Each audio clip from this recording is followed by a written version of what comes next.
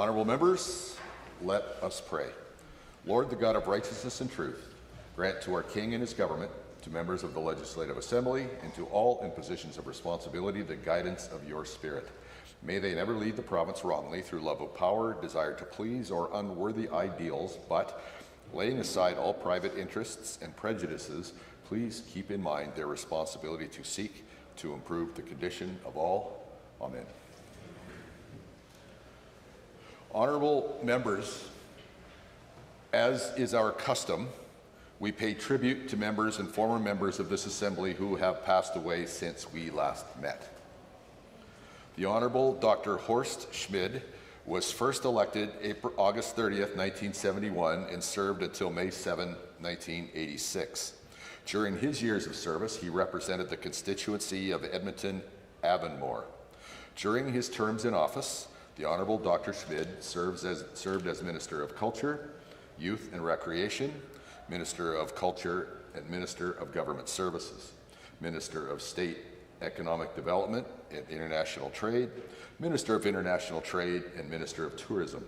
Dr. Schmid passed away on April 4, 2026 at the age of 92 years. His family will attend session at a later date where a fuller tribute will be provided.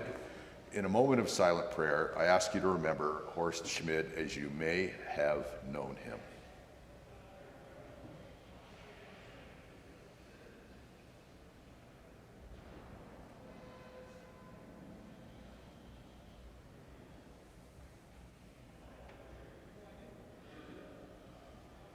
Rest eternal, grant unto him, O Lord, and let light perpetual shine upon him. Amen. Honorable members, it being the first sitting day of the week, we will now be led in the singing of our national anthem by Nicole Gray. I invite all to participate in the official language of your choice. O Canada, our home and native land, true patriot love in all thy sons command. With glowing hearts we see thee rise, the true north strong and free. From far and wide, O Canada, we stand on guard for thee. God keep our land glorious and free. O Canada, we stand on guard for thee. O Canada, we stand on guard for thee. The land acknowledgement. The Legislative Assembly is grateful to be situated upon Treaty 6 territory. This land has been the traditional region of the Métis people of Alberta, the Inuit and ancestral territory of the Cree, Dene, Blackfoot, Saulteaux, Iroquois, and Nakota Sioux people. The recognition of our history on this land is an act of reconciliation, and we honor those who walk with us. We also acknowledge that the province of Alberta also exists within treaties number 4, number 7, number 8, and number 10 territories, and the Métis Nation of Alberta. Please be seated.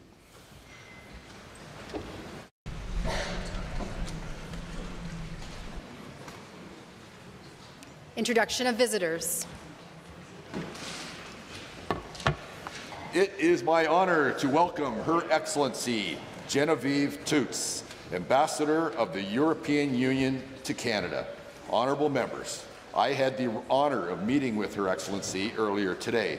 We had a timely discussion on how Canada and Alberta can continue working with our partners across the ocean. Her Excellency is joined by her assistant, Stephanie Roskopf. I ask them both to please rise and receive the warm welcome of this Assembly.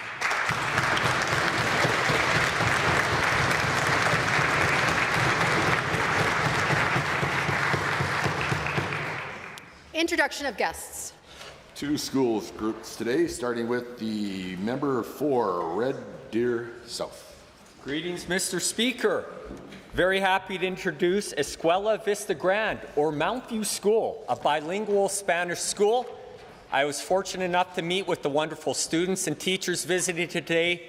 Please stand and receive the warm welcome of the legislature.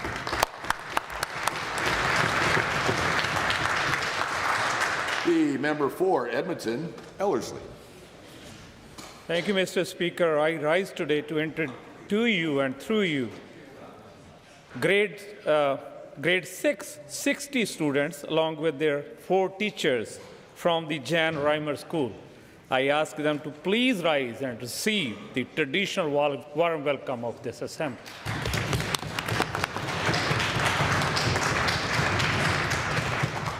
Honourable members, I have a number of guests in the Speaker's Gallery today. It is a pleasure to welcome guests seated in the gallery who either attended or participated in the Vaisakhi ceremony held in the Rotunda earlier today. Karnail Singh Bamra, Surinder Singh Hunjan, Avtar Singh Gill, Jujhar Singh Bains, Nachatter Singh Man, and Jatinder Singh Dial. Please rise and accept the warm welcome.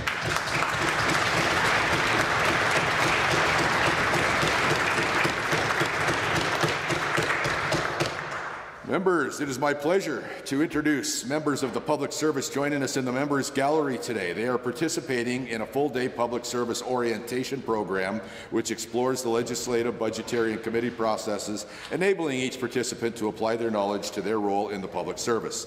I had the pleasure of meeting with them this morning, and I would now ask that they please rise and receive the warm welcome of this assembly.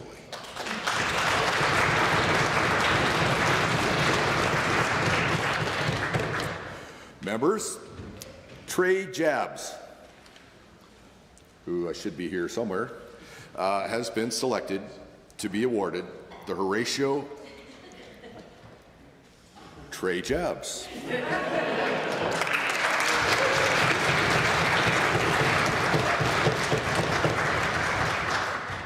Trey has been selected to be awarded the Horatio Alger Canada National Entrepreneurial Award, granted to high school students who have demonstrated integrity and perseverance in overcoming adversity, a commitment to pursue a post-secondary education, a desire to contribute to society, and a good academic record. I'm just tired talking about it. Trey is currently working here on the chamber floor as team lead page, and today also happens to be Trey's 18th birthday.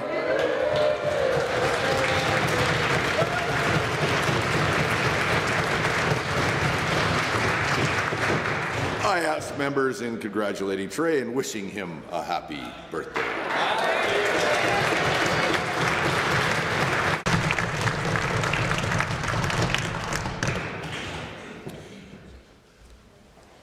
Premier.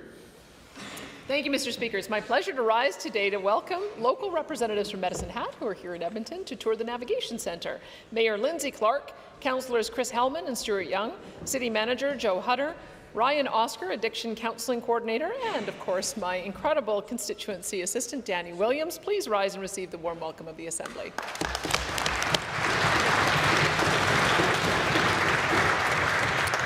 Edmonton Southwest.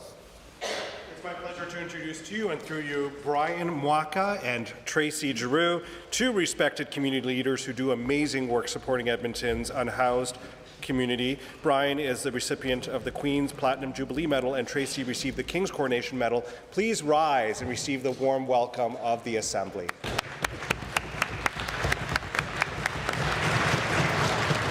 Chestermere Strathmore.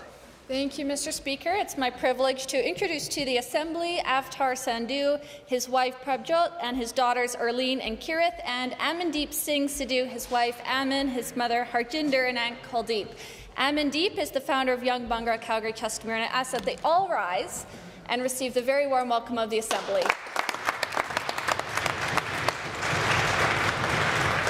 Grand Prairie Wapiti. Mr. Speaker, I'd like to introduce to you and through you my incredible wife Mary, my sister Elma, and her husband Peter. Please rise and receive the warm welcome of the Assembly.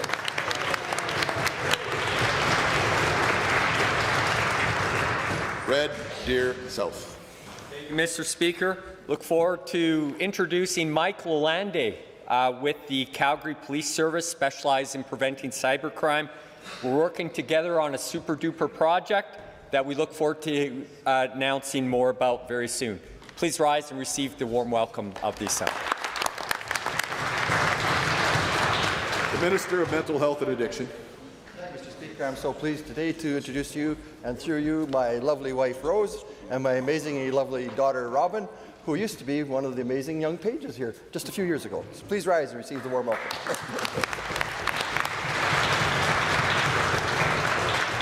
Grand Prairie.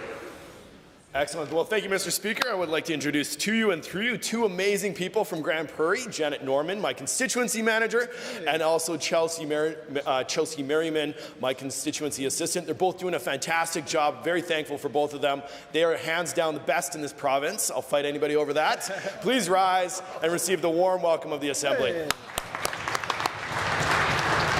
Edmonton Ellerslie. Edmonton Ellerslie.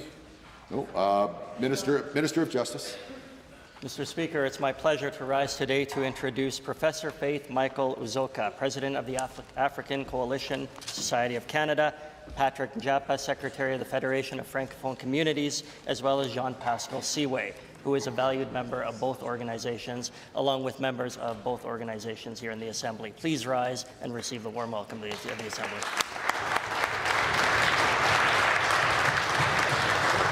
Bam Kananaskis. Thank you, Mr. Speaker. To you and through you, I'd like to introduce the best constituency office manager in the province, Michaela Jennings. She is the one who keeps me in line back at home in Canmore, and she's here all week doing the same up here. I couldn't be the MLA I am without her and her undying support. Please rise and receive the warm welcome of the Assembly.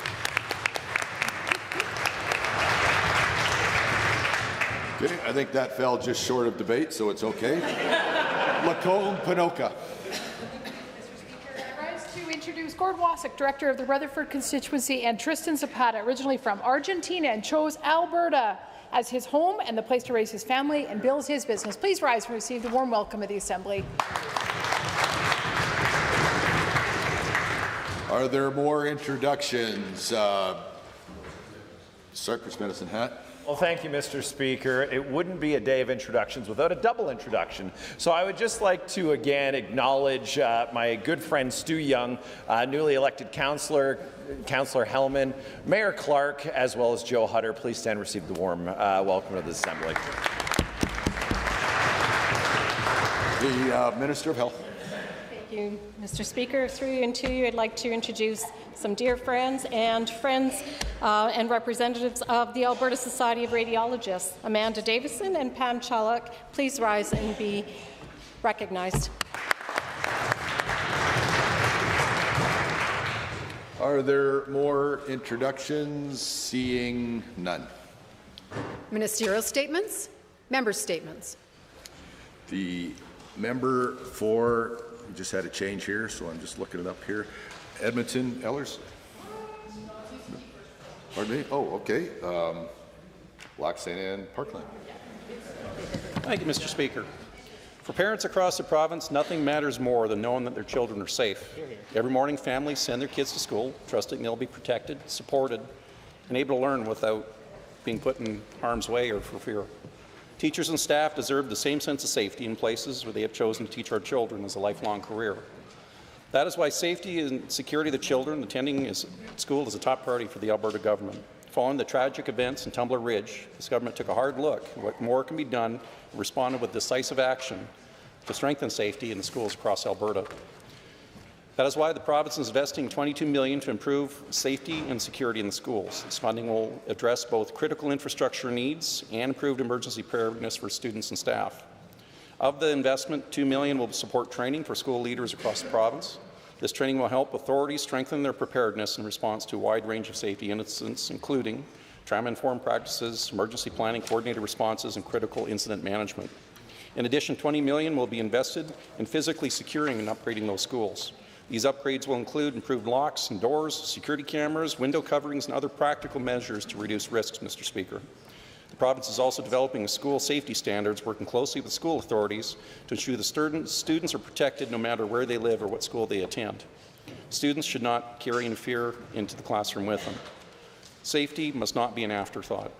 We will continue to work closely with school boards to make sure that the introduction of tools and training are needed to protect students and staff when it matters the most. When children feel safe, they can focus on learning, growing, and building their future.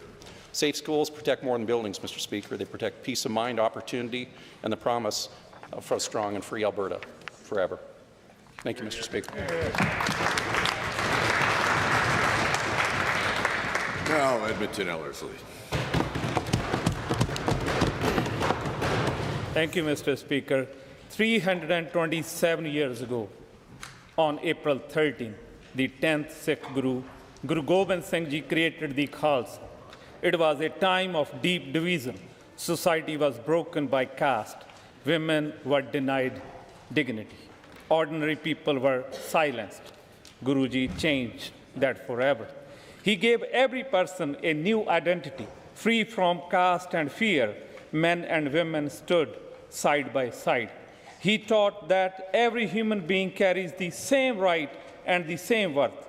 He taught us to live with courage, but also with compassion, to be strong, but never unjust, to stand beside those who are weak, not above them.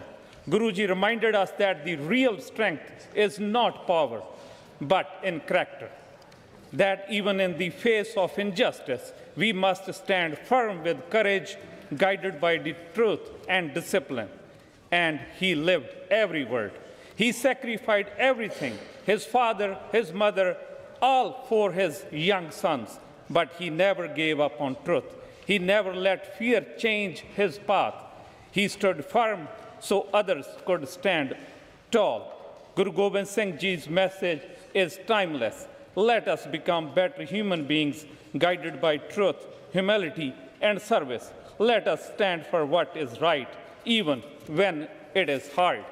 Let us protect those who are marginalized, vulnerable, and unheard. This is the path Guru Gobind Singh Ji showed us. Vaheguru Ji ka Khalsa, Vaheguru Ji ki Fateh.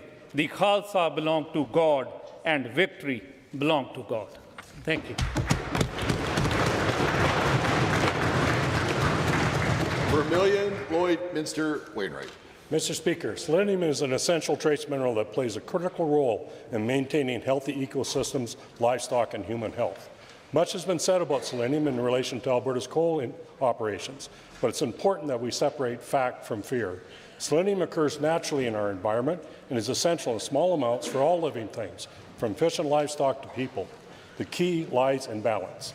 Much of the public discussion overlooks how Alberta manages selenium responsibly, using science, monitoring, and clear regulatory limits.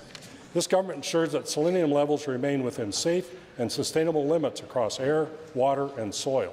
Our policies are grounded in evidence, rigorous testing, and transparent reporting to ensure that we are protecting what matters to our communities. At the same time, Alberta's approach supports responsible resource development that sustains jobs, investment, and local economies. Mr. Speaker, it is also important that we recognize that soils in southern Alberta are naturally deficient in selenium.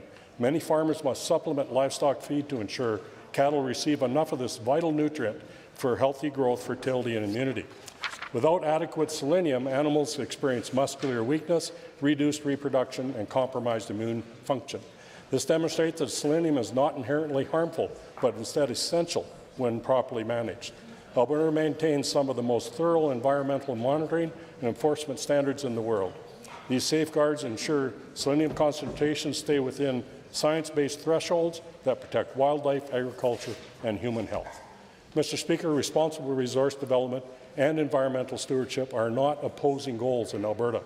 By following evidence, acknowledging natural variability, and acting early with when issues arise, we achieve both. Let us commit to policies guided by sound science, not misinformation, and a balanced approach that benefits people, nature, and prosperity. That is how Alberta would continue to lead confidence, responsible.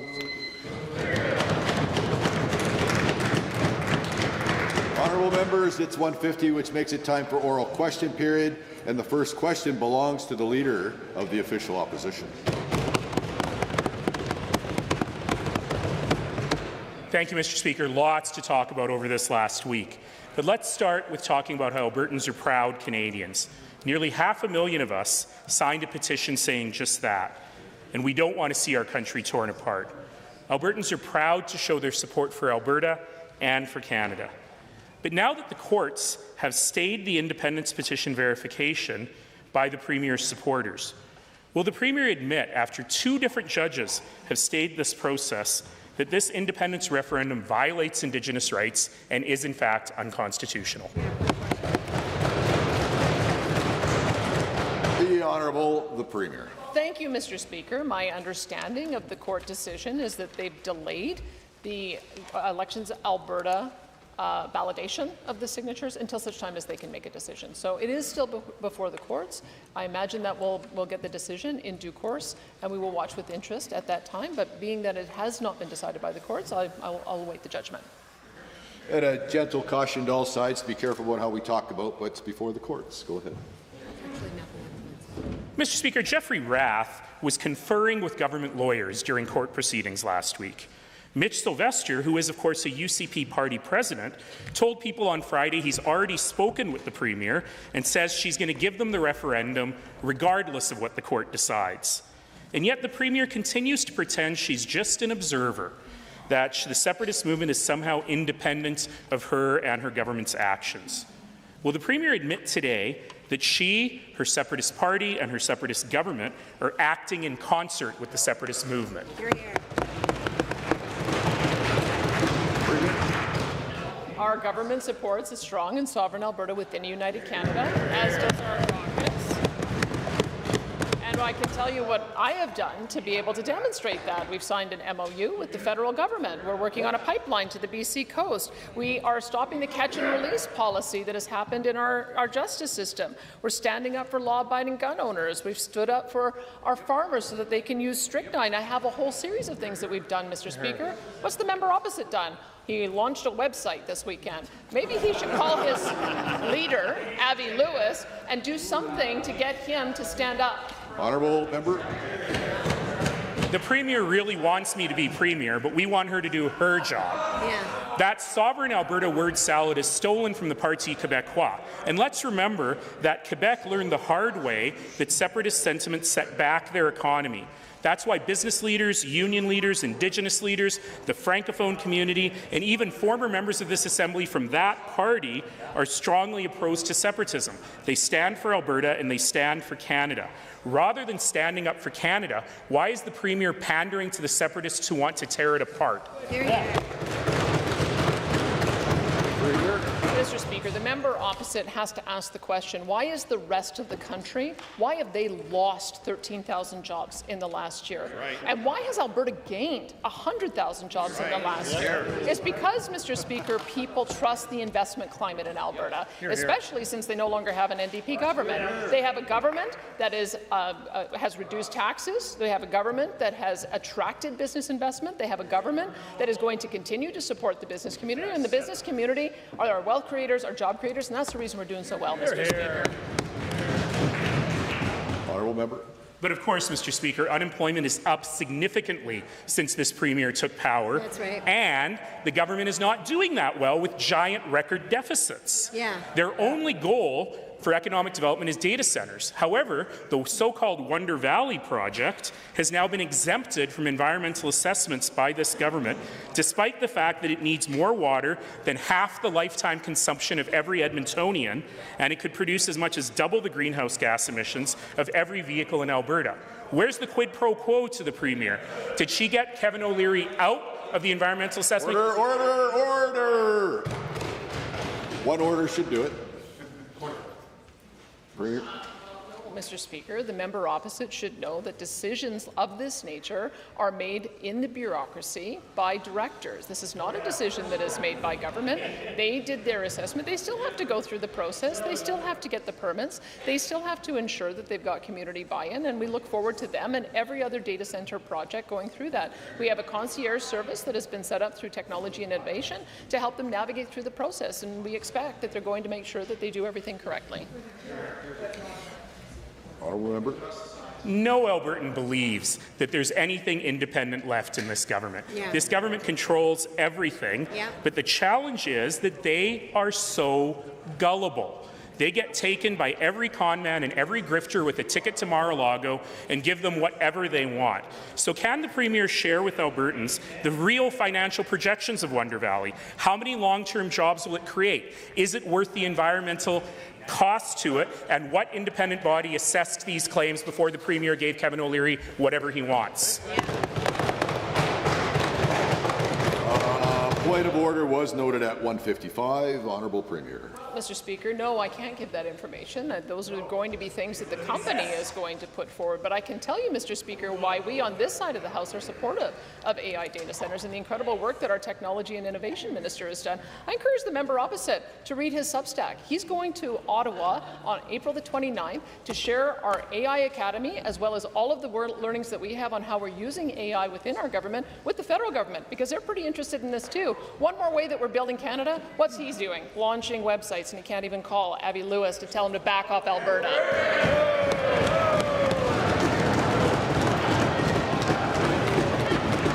Order. Honourable member. The Premier is deeply obsessed with what I'm doing, but Albertans want to know, what is she doing? And in fact, I'd love to read the minister's newsletter, but in fact, I read Bloomberg this weekend, and Bloomberg reported that half of all U.S. data centers have been delayed or cancelled. And those that are going forward require almost entirely components from China. We know very well that the data centres that have been created haven't created any jobs. So can the Premier admit that she doesn't know a thing about data centres before she put all of Albertans' eggs into that basket?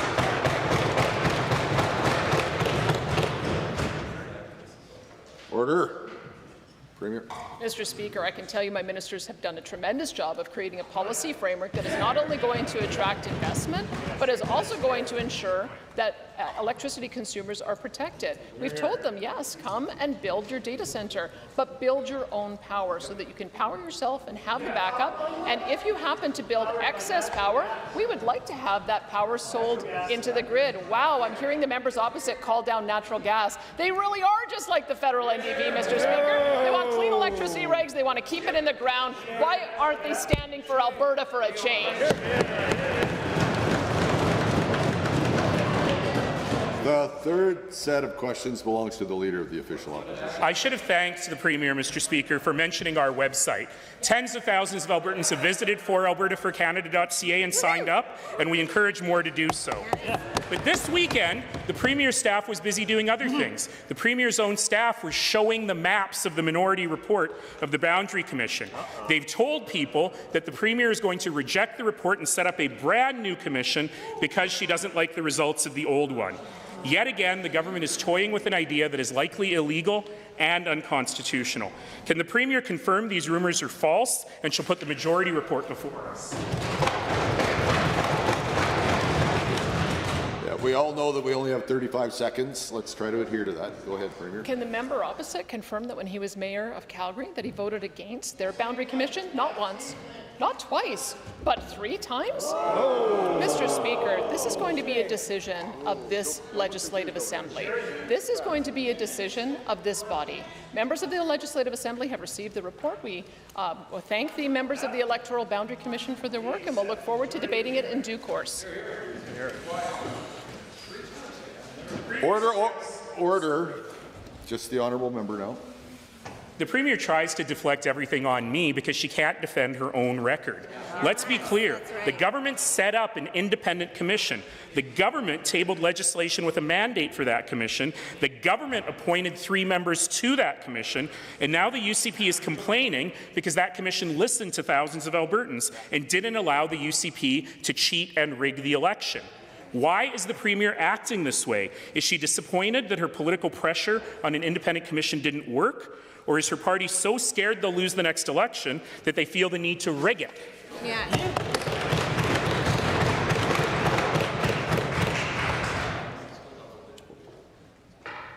That's about 3 times in a row here. Listen, Premier. Speaker, as the member opposite has voted against reports that he didn't like, this Assembly is going to have an opportunity to vote for or against the report as it comes forward.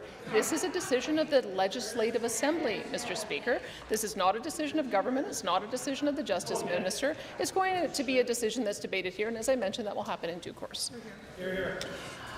Honourable member. But why is it taking so long, Mr. Speaker? Why is this government continuing to try and figure out a way out of the situation they put themselves in? Sean Fluker, a professor of law at the University of Calgary, wrote this weekend, "The stage is set for UCP gerrymandering because the Commission members have, in the strongest words available to them, have advised the legislature to prevent this from happening." But the Premier hasn't lifted a finger to do that. Given that the Commission had one recommendation, one set of maps, one recommendation, will the Premier put that one recommendation before the Assembly? Premier. Mr. Speaker, I'm sure the member opposite has had time to read and digest it, as have other members of this Legislative Assembly. It was received on the 26th. We've had a constituency break. As I mentioned, Mr. Speaker, this is a decision of members of the Legislative Assembly. It will come forward, it will be debated, and it will be decided upon. The fourth question belongs to the honourable member for Calgary-Boular.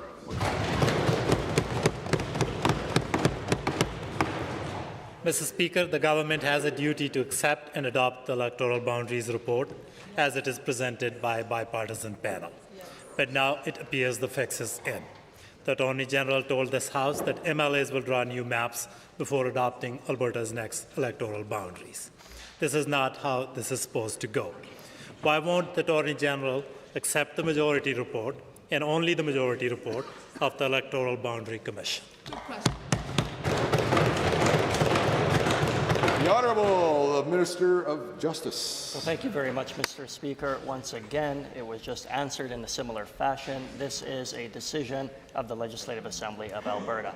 Every single MLA in this chamber deserves the opportunity to be able to debate and discuss and review the recommendations and the report in its entirety, Mr. Speaker. The government does not draw electoral boundaries. It does not draw the maps, Mr. Speaker. It is clearly a decision of this Assembly, and that's where we're going to let it pan out.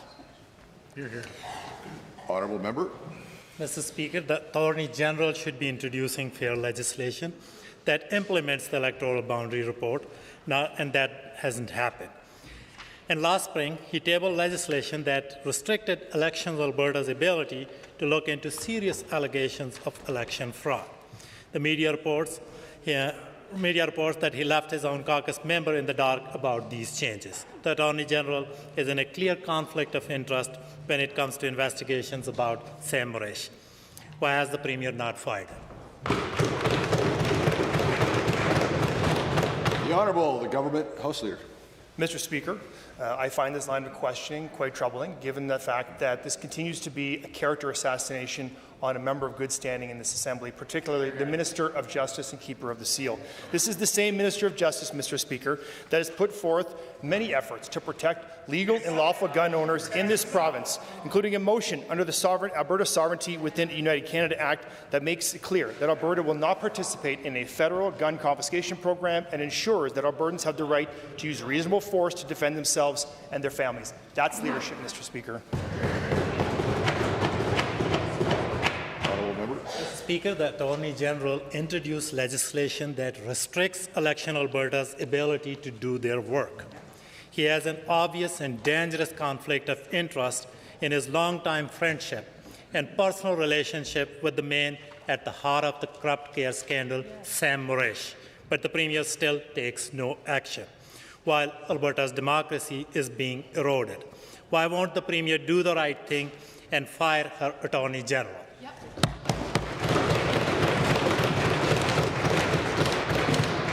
Honourable House Leader. Thank you, Mr. Speaker. I assume that the member opposite is referring to the story in the Globe and Mail, but I can tell you that the Justice Minister was not aware of any investigation that was ongoing, Mr. Speaker, and the government is not privy to information related to the ongoing investigations. And the amendments, furthermore, Mr. Speaker, the amendments that were in the Election Statute Amendment Act in 2025 did not include any retroactivity provisions, which in other words, Mr. Speaker, means that we are not making it, that the amendments made, the intent is not to impact any ongoing investigations. The next question, the fourth one, where there's no supplementals on, or no preambles on the supplementals, belongs to the member for Edmonton Decore. Thank you, Mr. Speaker. A stabbing at the Royal Alex Hospital Emergency Department left one person critically injured. Immediate action is needed to protect patients, nurses, and frontline workers from violence in Alberta's emergency departments. That is the plea from the United Nurses Association. Most occupational health safety concerns raised by nurses are involved weapons. Patients and nurses express a serious safety concern. Why did it take a patient to being stabbed for the UCB government to finally notice the safety crisis in our emergency department is at a peak? The Honourable Minister of Health. Thank you, Mr. Speaker, and thank you for the question. In fact, we noticed long before this situation, this tragic situation, and we continue to make improvements. It's the reason why, in fact, there was an additional $11 million added to the overall protective services budget. It now sits at $130 million, Mr. Speaker. On top of that, we have expedited the weapons screening program at the Royal Alex and in other locations. We're going to also add additional personnel. There's been an additional 8 staff added from 12. The Honourable Member. Given emergency departments continue to face overcrowding, short staffing, and long wait times with increasing patients experiencing complex conditions, given hospitals are operating beyond capacity, increasing risks for patients, nurses, and other frontline workers, and given hospitals have no effective risk detection systems to keep patients and frontline safe, when will this government prioritize patients by improving staffing levels, working conditions, and safety infrastructures in hospitals across this province? The Honourable Minister of Health. Thank you, Mr. Speaker. And as I was saying, we've added more protective staff. We're adding more dollars to add even more protective screening programs. We're making sure that emergency departments have the training that they need, that those individuals are trained so that they can deal with what's coming through the door. We want to make sure that every healthcare professional, regardless of where they're working, has that proper training and that they can deal with the situations that come across their doors. And of course, we also want to protect the patients that are coming through the doors as well. Mr. Speaker, we're going to keep working on it. Edmonton Decore. Given overcapacity is creating dangerous conditions in emergency department waiting rooms, especially at Royal Alex Hospital, which serves many vulnerable patients. Given Albertans facing homelessness, addictions, mental health challenges often end up in emergency departments because of inadequate community support. When will this government recognize that underfunded social services are worsening hospital pressures and contributing to those ongoing safety risks? Minister. Thank you, Mr. Speaker. We're continuing to increase in all areas because we also know that the emergency room door should be the last door that people go through. It's why we have added over 3,000 more doctors across this province so that everyone can be attached to a primary care provider. We know many of those individuals that go to ER could in fact be looked after by their primary care provider. And Mr. Speaker, right now in Alberta we have over 800 doctors taking new patients and over 50 nurse practitioners taking new patients. All of this will help making sure that the right provider is providing care. The next question belongs to the member for Chestermere-Strathmore. Thank you, Mr. Speaker. Some school divisions have priorities that have nothing to do with academic success, and we have seen way too many examples of personal bias and ideology enter classrooms that distract from what really matters, like reading, math, and science. Schools should teach children how to think, not what to think. Mr. Speaker, to the Minister of Education and Childcare, can he speak to how the Act to remove politics and ideology from classrooms ensure that classrooms prioritize learning over politics and ideology? Good question. The Honourable Minister of Education and Childcare. Well, Mr. Speaker, Bill 25 will focus, as the member just mentioned, on ensuring that schools are places where students learn how to think and not what to think. When families send their children to our education system, they expect our education system to provide them with the fundamentals of success, to help them learn how to read, write, and excel in other areas. That's precisely what Bill 25 will do. It'll ensure that school divisions are focused on academic success, not making statements or taking positions on potentially divisive social or political matters. I don't remember calling anybody's name that's talking right now, but we will hear from Chestermere Strathmore right now. Thank you, Mr. Speaker, and to the Minister for his response. Given that teachers deserve to be free from harm in the workplace, and given that teachers are facing increased aggression in the classrooms, and further given that teachers should have a safe workplace that lets them fulfill their work as an educator, to the same Minister, can he speak to what this proposed legislation does to support a safe environment for teachers? Honourable Minister. One of the things the bill will do, Mr. Speaker, is help ensure that our classrooms are free from violence. We've heard concerning reports over the course of the last several months of an increase of violence and aggression in the classrooms. And so the bill will establish new standards when it comes to violence and aggression. Furthermore, the bill will also strengthen student codes of conduct and ensure that teachers are not subject to any kind of violence or aggression. It's something that we've heard directly from the Alberta Teachers Association and other organizations, and we're happy to respond in this bill. Honourable member. Thank you, Mr. Speaker, and to the Minister for the important work he's doing. Given that about 25% of students in Alberta require reading, writing, or math intervention, and given that reading and math are foundational to academic and lifelong success, and further given that Alberta students deserve a world-class education system that prioritizes numbers and fundamental math, to the Minister, how does the Act to remove politics and ideology from classrooms prioritize foundational skills in math? The Minister. Well, Mr. Speaker, Bill 25 will make some amendments to the Education Act that will make a legal requirement for school divisions to conduct literacy and numeracy interventions for students that have been identified as requiring additional support.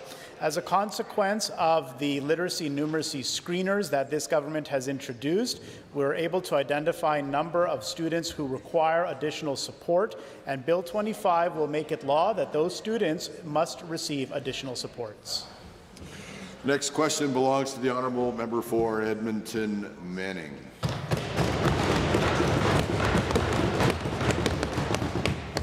Mr. Speaker, Albertans expect a government that not only talks about democratic participation, but also practices it consistently. They point out that while the government promotes tools like referendums as evidence of its commitment to listening, it has dismissed or minimized the feedback Albertans provide on the proposed boundary redraw. This has raised concerns of why public input is valued in some democratic processes, but set aside in others. So, to the Minister, as the government says they will debate the boundary changes in the chamber, instead of just accepting what Albertans have already recommended, why won't they just admit this isn't about listening to Albertans, it's about your own power? There you go.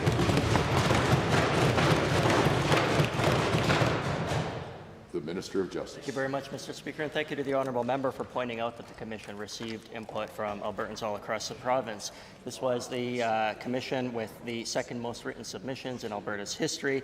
Like I said, every single member of the public, every single member in this chamber, and anyone else was invited to participate. This includes many members of the Assembly who also weighed in on the report, but the reality is the process is simple. The report was tabled by you, Mr. Speaker, on March 26. It'll be debated by members of the Assembly, and we'll take it from there. The members of the Assembly decide this, not government. Honourable member.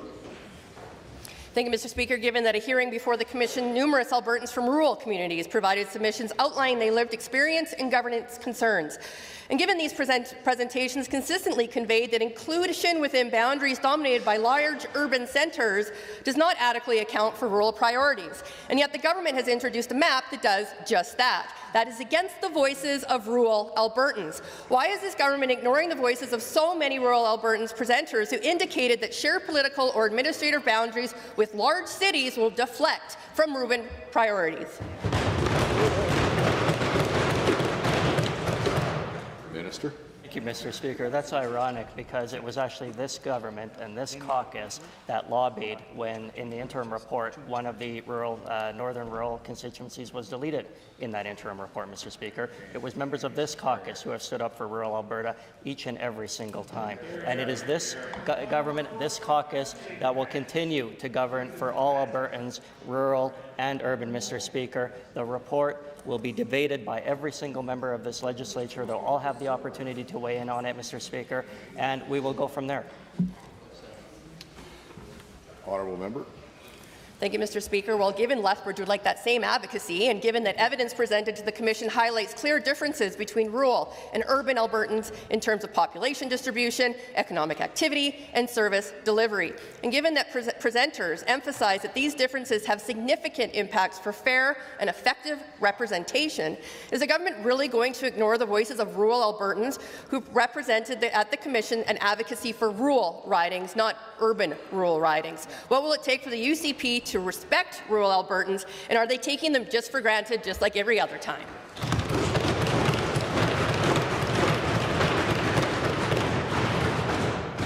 The Minister of Justice. Well, thank you, Mr. Speaker. Albertans all across this province know which party truly stands or represents their interests.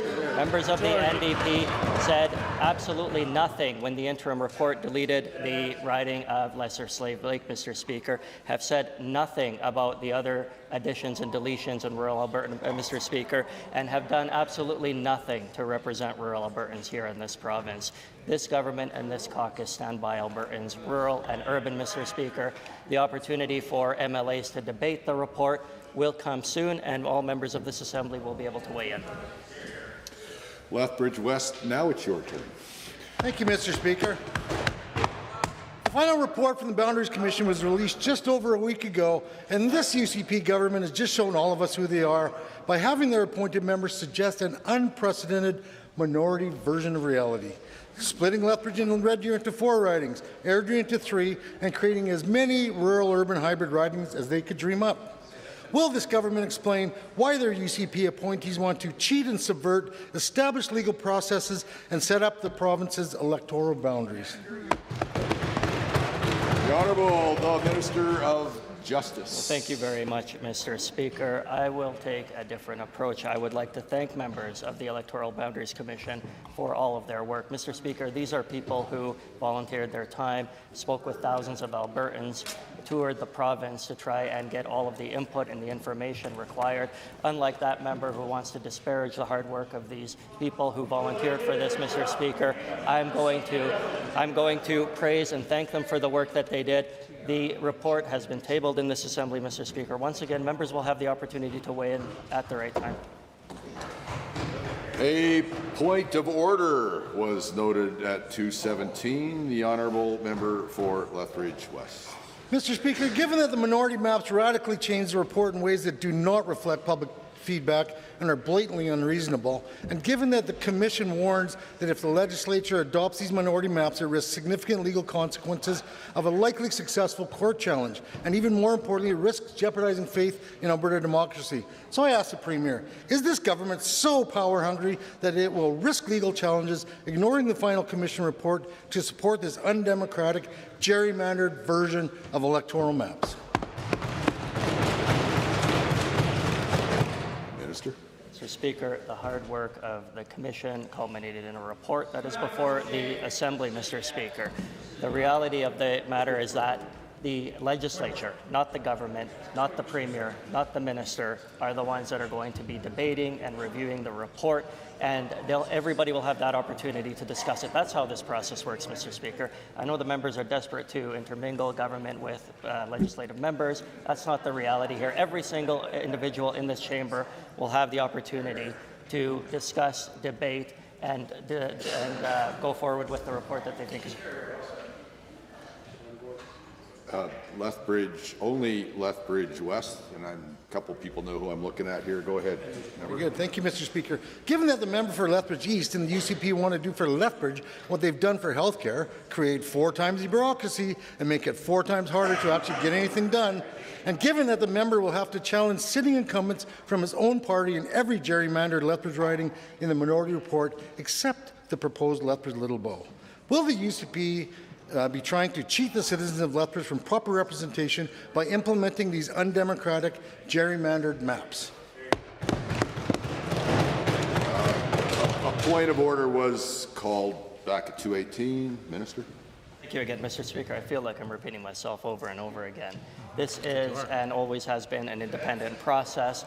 This legislature is responsible for reviewing the recommendations in the report and its findings, Mr. Speaker. The government does not draw electoral boundaries. Let's just be unequivocally clear about that. It is a decision of the members of the Legislative Assembly of Alberta who make that decision. It is a decision that is made arising from the report, the debate, the discussions that come forward, and everybody will have their opportunity to do that in a very short amount of time, Mr. Speaker. The member for Athabasca Barhead Westlock. Thank you, Mr. Speaker. For rural communities, increasing access to modern, high-quality education close to home can have a lasting impact for generations. Building new schools close to home ensures that every student can learn and build a strong foundation for their future and set them on the path to success no matter where they live. To the Minister of Education and Childcare, please outline how Budget 2026 supports new school development in the constituency of Athabasca Barhead Westlock. The Honourable Minister of Education and Childcare. Well, thank you, Mr. Speaker. There are a number of projects underway in the member's riding that I'm happy to highlight. In 2023, we approved the modernization of the Barhead Composite High School and worked to increase the capacity there to 820. Also in 2023, we approved a replacement Francophone school in Alleg with 320 student capacity. Additionally, we are working on a replacement K-12 school in Wasetna with a student capacity of 189.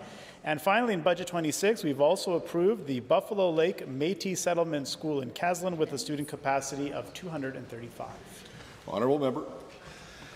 Thank you, Mr. Speaker. Given that just as investments in schools help connect students to opportunity, reliable bridges play a vital role in connecting communities across my riding, and given that my constituents are interested in both the current and future investments that will ensure safe and efficient travel for both industry and families, can the Minister of Transportation and Economic Corridors provide an update on projects in my riding, including those scheduled to open soon and those funded in Budget 2026?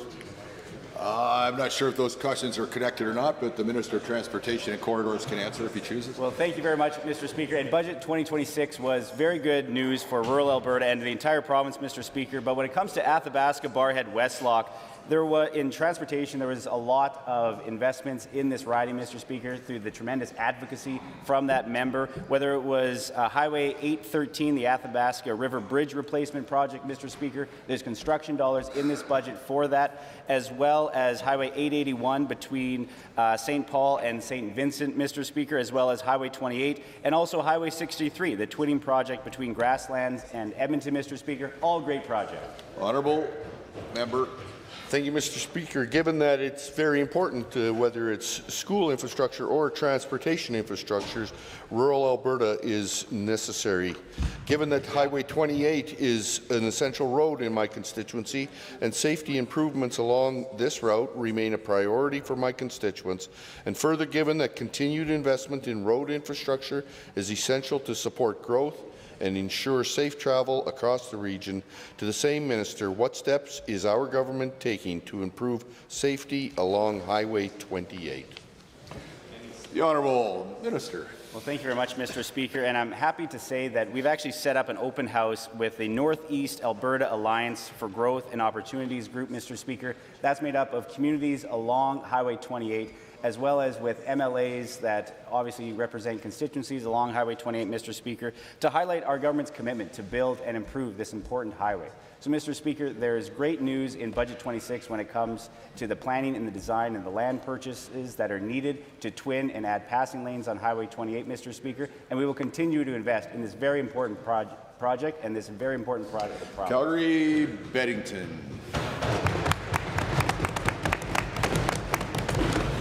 The UCP nanny state doesn't respect or trust teachers. And after years of funding failing to keep up with growth, teachers lack the needed resources to ensure students are well supported in the classroom. These are the biggest issues facing Alberta schools today. The UCP's failure to hire teachers, because no one wants to work for them, and classroom size and complexity that have grown out of control. Rather than pick ideological fights about curriculum, why does the new legislation for education not address the real issues facing Alberta classrooms? The Honourable Minister of Education. Mr. Speaker, in November, we requested the largest and most comprehensive data collection exercise in Alberta education history. We collected data from over 89,000 classrooms and were able to get the most detailed analysis. From that information, we were able to invest $143 million to dispatch 476 complexity teams to our most in-demand and needed schools. And we've provided record investment in Budget 26, a 7% increase from last year so that we can hire more teachers, educational assistants, and other specialists. Calgary Beddington. Given that Alberta's curriculum tackles history with age-appropriate discussions, and given that the only ones scared of difficult conversations about history are usually those who seek to hide the unpleasant truth, and given that teachers need resources and lower class sizes to give students the opportunity to engage on difficult topics in human history, why is the Education Minister focused on inserting more ideology into our classrooms when what students need are more teachers and more education assistants? Minister. Well, thank you, Mr. Speaker. As I was mentioning, the investment that we've made in Budget 26, a 7% increase from last year, will allow us to hire an additional 5,000 collective teachers and educational assistants to support our education system. We know through the comprehensive data collection exercise that we undertook, classrooms today have an average class size of 25 in the province. That doesn't mean, of course, that there aren't hotspots. There sure are, and we're working to address that by dispatching complexity teams and working with our school divisions to hire more teachers and educational assistants where they're needed the most. Honourable Member. Given that studying the Charter of Rights and Freedoms is an important topic and opportunity in Alberta's social studies curriculum, for students to learn about democratic rights and fundamental freedoms. And given this government trampled all over the charter rights of teachers with Bill 2, will the nanny state let teachers use the real-world example of how the government casually discarded the charter rights of an entire group of people, or would that be, in the mind of the minister, bringing politics into the classroom? Hear, hear.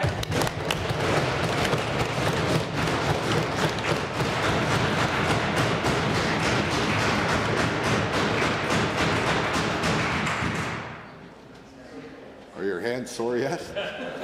Go ahead, Minister. Well, thank you, Mr. Speaker. Again, as I mentioned earlier, we firmly believe that schools should be places where students learn how to think and not what to think. That's precisely what we are focused on, and that's precisely what Bill 25 will help deliver. Bill 25 will help ensure that school divisions are not taking official positions or making official statements on potentially divisive social and or political issues or causes, and instead ensure that they are absolutely focused on setting our children up for success in the future. Cypress Medicine Hat. Well, thank you, Mr. Speaker. The Cypress Hills Provincial Park and Elkwater are treasured parts of Alberta, home to families, ranchers, small businesses, and one of our busiest provincial parks. In recent years, the risk of wildfire could have threatened evacuations, displacing tremendous amounts of people, as well as putting tremendous pressure on emergency responders. Residents deserve to be reassured that help is ready and the community is protected. Can the Minister of Forestry and Parks please share what steps are being taken to prevent forest fires wildfires in the Cypress Hills and prepare for future forest fire seasons. The Ministry of Forestry and Parks. Thank you very much, Mr. Speaker, and thank you to the member for the question. Alberta's government is committed to ensuring Alberta's wildfire response remains strong and effective. As part of this, we employ various programs like FireSmart and the Community Hazardous Fuels Reduction Program. We cut a 1.8-kilometre long, 50-metre wide fuel break to help protect Elkwater town site, and we're planning other fire guards and fuel reduction programs. The Hazardous Fuel Reduction Program focuses on removing high-risk standing timber that could fuel fast-moving wildfires within 5 kilometres of vulnerable communities. Mr. Speaker, we are proud to say that we are working to protect the area of Cypress Hills, and even just last October, we had FireSmart workers working in Cypress Hills Provincial Park. The Cypress Medicine Hat. Well, thank you, Mr. Speaker, and to the Minister. Given that wildfires in the Cypress Hills can spread rapidly due to terrain, vegetation, and weather conditions, as showcased in a recent study that warned of risk of major fire in the forest, and given that residents, tourism operators, and small business owners in the region rely on safe and accessible environment to make their living, can the same minister please explain what measures are being taken to protect homes, businesses, and critical infrastructure in the community of Elkwater from threats of wildfire? Minister. Yes, thanks to the member for the question. In response to the growing frequency and severity of wildfires, Alberta's government developed a comprehensive wildfire mitigation strategy that will coordinate and guide mitigation efforts moving forward. As part of the work done in Cypress Hills Provincial Park, we performed various vegetation management projects such as pruning, thinning, mulching, and burning. Projects like this reinforce Alberta's government's commitment to protecting our communities and forest areas. These projects run complementary to other wildfire mitigation initiatives such as FRIA's FireSmart and Community Fire Guard programs and forest area wildfire management plans, showcasing our integrated work across the province. Honourable member. Well, thank you again, Mr. Speaker, and to the Minister. Given that effective wildfire prevention depends not just on emergency responses, but also on planning, mitigation, and local coordination, and given that municipalities, park staff, tourists, and residents all play a critical role in reducing wildfire risks, can the same Minister please explain how this government is working with partners in the Cypress Hills to improve FireSmart initiatives, emergency planning, and community resiliency so that Albertans can feel confident their communities are protected? The Minister. Thank you very much. FireSmart is an ongoing program that requires continuous maintenance to protect Alberta communities. Work takes place each fall and goes into the spring. Wildfires that have impacted Alberta communities showed clear risk factors, which included conifers in close proximity to buildings. As a whole, this work will ensure that the community of Elkwater is significantly more fire-smart, reduce risk to cottages, and improve evacuation outcomes in the event of a wildfire. We see wildfire prevention and mitigation as a collective effort, and we're working with industry, communities, other levels of government, and Indigenous partners to reduce wildfire risk and build resilience in communities like Elkwater and others across the province. Calgary Foothills.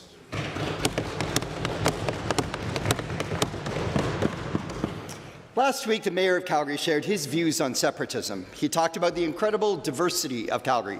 He noted that Calgary is part of the Canadian story and that 1 in 3 Calgarians were not born in Canada. Mayor Farkas talked about how these Calgarians come with networks and connections and a desire to start and grow businesses. This was just one example he used to state how Calgary is better in Canada. Does the Minister of Jobs, Economy, Trade and Immigration not agree with the Mayor? Does the Minister not believe that it is Canada that attracts the talent needed for economic development? Yeah. Honourable Minister of Jobs, Economy. Thank you, Mr. Speaker. And I thank the member for that question. Said multiple times that we believe in a sovereign Alberta within a united Canada. And it's Alberta's work, Mr. Speaker, that has led us to attract and create 100,000 jobs year over year, Mr. Speaker. Those numbers just came out. So, Mr. Speaker, what I can say is that Alberta and the private sector in our province are creating the jobs and they're driving economic diversification for our province, and the entire country is benefiting. Canada should be thanking Alberta. That's right. Honourable member. Given that the Mayor made the argument that Canada still matters, given that the Mayor made the argument that it is partnerships that drive success, given that he made the argument that we shouldn't be retreating from one another, but rather working with each other to build a stronger federation, Why won't the minister denounce separatism and be clear that legitimate concerns are better addressed through partnership rather than confrontation? Hear, hear. The Honourable Minister. Thank you, Mr. Speaker, and I love the fact that the member is talking about partnerships. That's why we recently signed, with the leadership of the Premier, an MOU with Government of Canada to get our world-class products to market. And Mr. Speaker, it's negotiations like these, deals like these, that tell the country, that tell the world that Alberta is open for business. And as a result, we've seen 100,000 new jobs created in our province year over year. Mr. Speaker, how many jobs do we have to create in this province before the members opposite will say, hey, the government's doing the right thing? Why won't they get on side with us? Calgary Foothills. Given that the mayor was clear, the talk of separation is dangerous. Given that he made it clear that people are asking him, what is happening in Calgary and Alberta? Given that he sees the rhetoric on separation as holding us back, we could be better. Given that he wants people to know where he stands on separation, will the minister today make it clear to Albertans where the minister stands? From an economic standpoint, will the minister today make it clear to Albertans that he is against separation and stands for Alberta, for Canada? Hear, hear. The Honourable Minister. Thank you, Mr. Speaker. Alberta's job growth is up 4% year over year compared to the national average of 0.4%. Mr. Speaker, that's 100,000 jobs. How much better can we be doing before the members opposite respect and acknowledge that we are doing great things here in this province? We're leading the charge with job growth. I don't understand what number we need to get to for the members opposite will recognize that what we're doing on this side of the House is driving investment, it's creating jobs, and it's leading the country. Yep. Sherwood Park. For many Albertans, filling up with a tank of gas costs more than buying groceries right now. Your government collects 13 cents a litre from Albertans for every litre of fuel they fill up in their tanks. Fuel they depend on to drive to work, to drive their kids to school, to drive to appointments, to live life in Alberta. Oil is trading at over $100 per barrel, $40 a barrel above what this government budgeted for. The government is collecting a windfall of revenue, and it comes while Albertans are paying high prices at the pump. Will the Finance Minister do the right thing, suspend the fuel tax, and give Albertans a break on the price of gas? The Honourable Minister of Finance and President of Treasury Board. Thanks, Mr. Speaker. Well, how quickly it changes. A windfall of revenue I'm sitting on now, apparently. There's a lot of criticism over the last month and a half about our budget at $60 oil. What I can tell you is that we care about affordability on this side of the aisle. That's why we legislated the fuel tax relief program, the only province in the country that has. Second lowest fuel tax in the country without a sales tax on it. And all of this is coming from the party that brought you the LEAP manifesto, eco-radical, leave it in the ground. You're a caveman if you drive an F-150, or like Premier Notley said, take the bus. Nice job. Order. Honourable Member. Given the government makes Albertans pay more for prescription medicine than ever before, given the government also makes Albertans pay more for automobile insurance than ever before, and given that oil is trading at over $100 a barrel, it's about $3 billion you've collected in the last month and a half, with no end in sight to Donald Trump's wars, while the government is collecting this windfall, at the same time, drivers are paying high prices at the pump. Will the minister please start using the legislature to do some good and give Albertans a break in prices that they pay for things that matter for life in Alberta?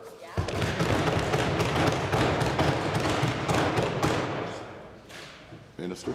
Mr. Speaker, we have a legislated program. The only way to do this fairly and efficiently is the tax needs to come on or come off on the quarter. So you have a monitoring period in the middle of the quarter. Albertans can expect, if oil stays at this elevated price, that the tax would come off entirely July 1st. And I would remind everyone that even if oil dropped substantially the day after, it would stay off for the entire quarter. It works both ways. No, it's intentional. But I would also remind everyone, $1.5 billion stable revenue line, and we just tabled a $9.4 billion deficit at $60 oil. It's a stable line. Sherwood Park. Given the government's hands are always tied when it comes to doing anything that actually helps Albertans, given its policy and it's the rules are convenient excuses when they don't want to do something that will actually help Albertans, and given they're always willing to change the rules to advance the separatist agenda, but never willing to make tweaks necessary to give Albertans a break for the things of like high cost of gas in Alberta, why isn't the government willing to give Albertans that are spending fortune for fuel at the tap a break? Is it greed?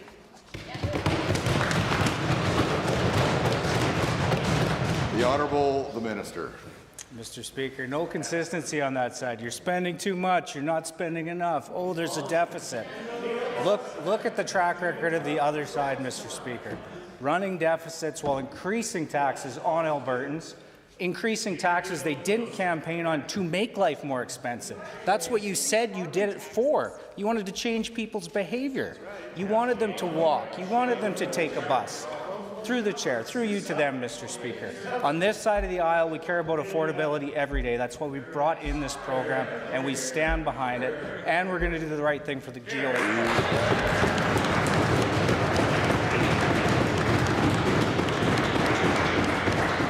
Fort Saskatchewan, Vegreville. Thank you, Mr. Speaker. Access to primary health care remains a priority for Albertans, particularly in rural and growing communities. Recent announcements have highlighted that clinics such as the Langdon Medical Clinic have received $150,000 through the Rural Team Recruitment Grant Program to support hiring, expanding patient access and strengthen locally delivered care.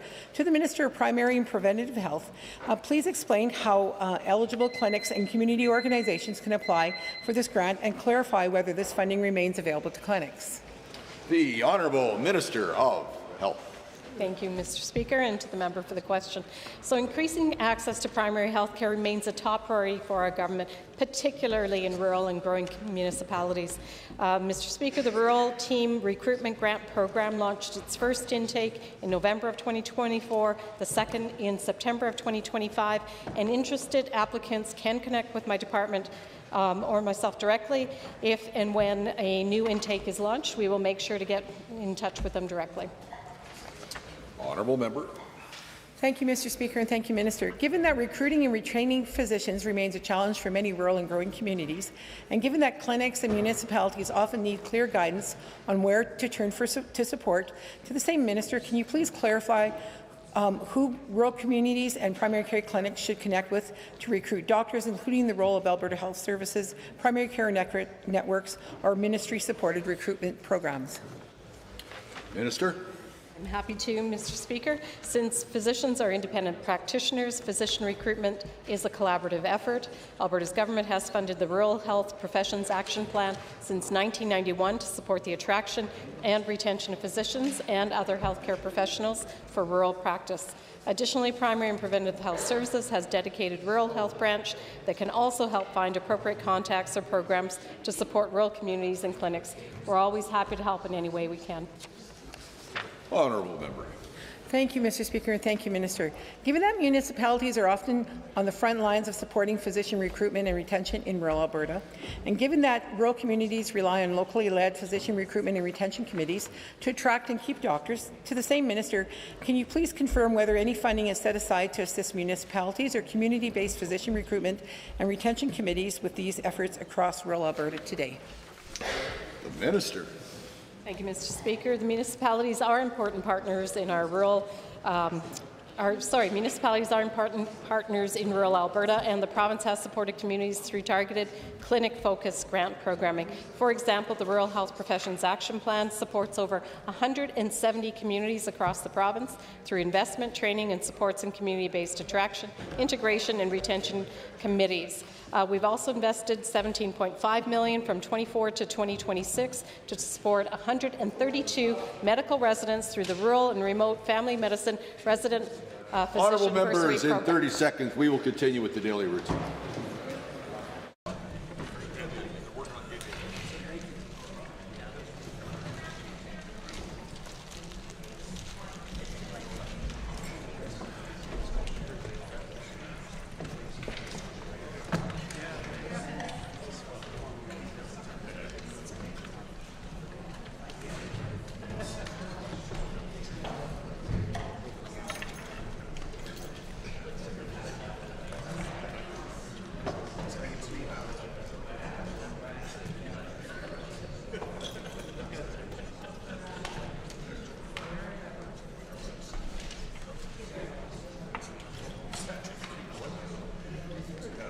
The member for Calgary, Klein.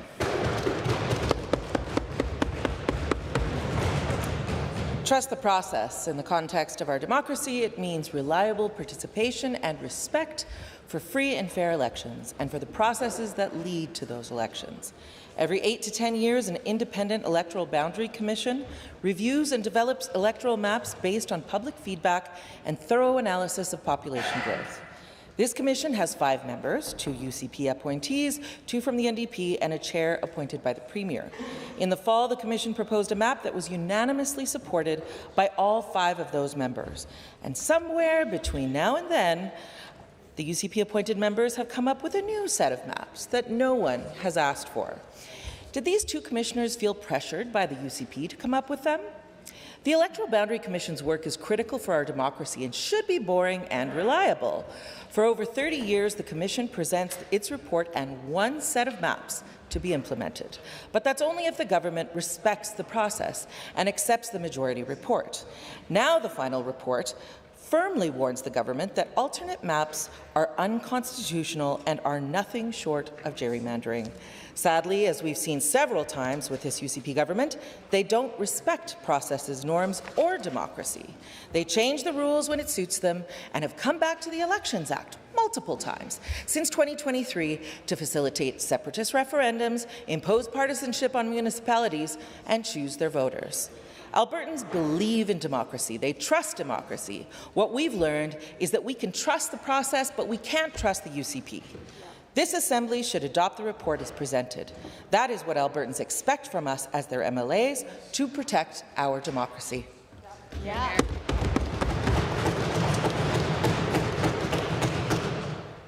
Calgary East. Speaker, today I rise to recognize Baisakhi, a vibrant and meaningful celebration observed here in Alberta and by millions of people around the world. Baisakhi is traditionally celebrated as a harvest festival and the beginning of a new year. It is observed in areas of Bharat, India, such as Punjab, Haryana, Uttar Pradesh, and Bangla, and across the global diaspora, including places as far as Fiji Islands. It is the celebration that reflects renewal, gratitude, and the importance of service in our communities. For many Sikhs, Baisakhi holds deep religious significance as it marks the establishment of Khalsa in 1699 by Guru Gobind Singh Ji, a defining moment that affirmed the values of equality, courage, faith, and service to humanity. Baisakhi is celebrated through parades, visits to Gurdwara, community prayers, shared meals including langar, which is open to everyone. Traditional music, bhangra dancing, devotional hymns, and community gatherings bring communities together in the spirit of joy, reflection, and togetherness. Here in Alberta, Baisakhi is closely connected to the principle of seva, a selfless service. Albertans celebrating Baisakhi practice the principle of selfless service every day through volunteerism, charitable initiatives, and support for neighbors in need. Alberta is home to vibrant and growing Indian community, and their cultural traditions enrich communities across our province. Baisakhi celebrations bring people together across backgrounds, beliefs, and reflect the openness and respect that define Alberta at its best. On behalf of this Assembly, I extend warm wishes to all those celebrating Baisakhi. May this time bring reflection, gratitude, community connection, and unity. Thank you, Mr. Speaker. Edmonton Meadows. Thank you, Mr. Speaker. 4 months ago, on December 22nd, 44 years old, Prashant Chirikumar arrived at the Greenlands Community Hospital ER suffering severe chest pain. He was triaged, but then he waited for more than 8 hours in the waiting room to get help. Family members said that he repeatedly cried out in unbearable pain as his blood pressure rose dramatically. He ultimately died of apparent cardiac arrest. Tragically, this was not an isolated case. 3 patients died in the Greenlands ER that same day while under active care. But the situation is not getting better in our emergency rooms. Just last week, a 42-year-old patient was stabbed in the emergency waiting room at the Royal Alexandra Hospital, leaving the victim with life-threatening injuries. Patients, staff, and nurses witnessed the chaos in waiting room packed with roughly 100 people in spaces designed for only 40. Witnesses described feeling terrified. Nurses said the extreme volume has left them increasingly unsafe as staff struggle to remove high-risk individuals while fulfilling their duty of care.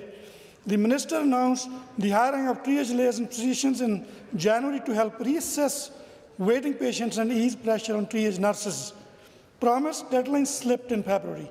Yet the UCP has still not confirmed any hiring of these positions. Mr. Speaker, I continue to hear from my frightened constituents who worry whether they will receive timely care when they need it most. This UCP government records on healthcare stands out as the worst. They wasted public funds on corrupt care and left Albertans suffering. The UCP is living high off the hog. They wasted the boom during the boom and left Alberta healthcare crumbling, with Albertans paying the price. Mr. Speaker, Albertans deserve better, and better is possible. Presenting reports by standing and special committees. The member for Fort McMurray Wood Buffalo. Thank you so much, Mr. Speaker. As Chair of the Standing Committee on the Alberta Heritage Savings Trust Fund, it is an honour to table the committee's annual report covering its activities for the 2025-26 fiscal year. This report fulfills the requirements of Standing Order 55 and Section 64C of the Alberta Heritage Savings Trust Fund Act. The report will also be made available on the Assembly website.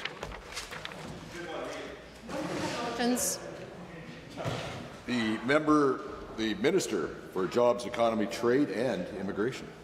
Thank you, Mr. Speaker. I rise to give oral notice of Bill 30, Expedited 120-Day Approvals Act, sponsored by the Minister of Energy and Minerals. The honourable member for Edmonton, Whiteman. Thank you, Mr. Speaker. I rise to give notice that pursuant to Standing Order 42, at the appropriate time, I intend to move the following motion. Be it resolved that the Legislative Assembly urge the Premier to dismiss the Minister of Justice from Executive Council due to his breach of public trust. Introduction of bills. The Honourable Minister of Primary and Preventative Health Services. Thank you, Mr. Speaker. I'm honoured to rise and request leave to introduce Bill 29, the Health Statutes Amendment Act 2026.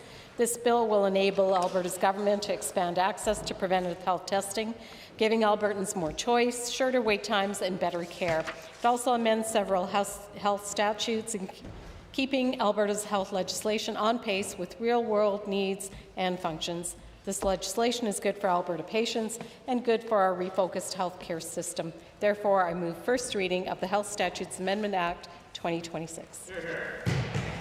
Honourable members, the Honourable Ministry of Primary and Preventative Health Services has moved first reading of Bill 29, the Health Statutes Amendment Act 2026. Those in favour of the motion for first reading, please now say aye. Aye. Those opposed, please say no. The ayes have it. That motion is carried. Bill 29, Health Statutes Amendment Act 2026, is now read a first time. Tabling returns and reports. Sherwood Park. Mr. Speaker, I'm tabling a table that's titled Carbon Levy Impact on Gasoline in Alberta was 6.73 cents a litre. Edmonton, Highlands, Norwood. Thank you, Mr. Speaker. I'm tabling the requisite number of copies of a CBC story posted on April 10th, 2026, and it is entitled Regional Municipality of Wood Buffalo Council, Nonprofits Frustrated at Province's Homeless Funding Changes, and they say that they're getting less money since Alberta changed how the funding is distributed. Any other tablings? Yes? Go ahead.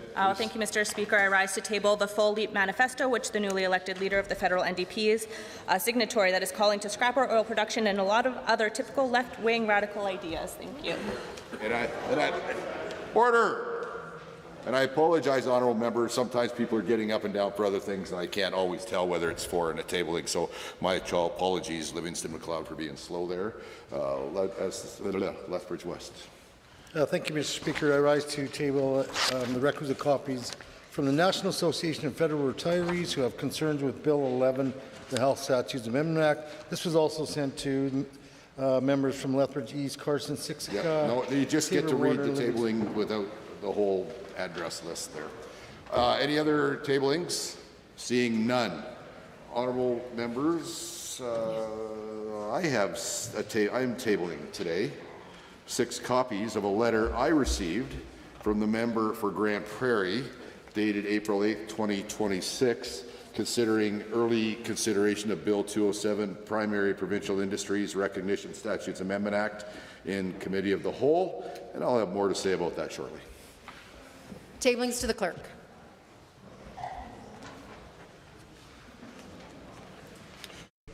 We are at points of order.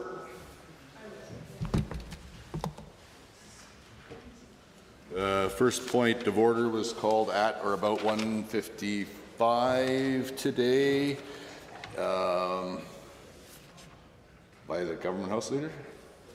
Thank you, Mr. Speaker. I believe my colleague, the Minister of Municipal Affairs, called the point of order, but I am happy to argue the point of order. Rising on 23 H, I, and J. At the time noted, at around 1:55, with my unofficial records, the Leader of the Opposition was saying something to the effect of, where's the quid pro quo to the Premier? Did she get Kevin O'Leary out of the environmental? And then the comments go on. Mr. Speaker, Speaker Cooper has ruled in the past that you cannot do indirectly what you cannot do directly. And in this instance, the Leader of the Opposition is suggesting that the Premier is taking kickbacks, a bribe, or something in return from Kevin O'Leary. This is wildly unparliamentary. It's frankly illegal. And to accuse another member, a member of good standing, and frankly the Premier of Alberta, of legal activity is inappropriate, and I believe it's out of order, out of 23 H, I, and J, but I leave it in your hands, Mr. Speaker. Opposition Deputy House Leader.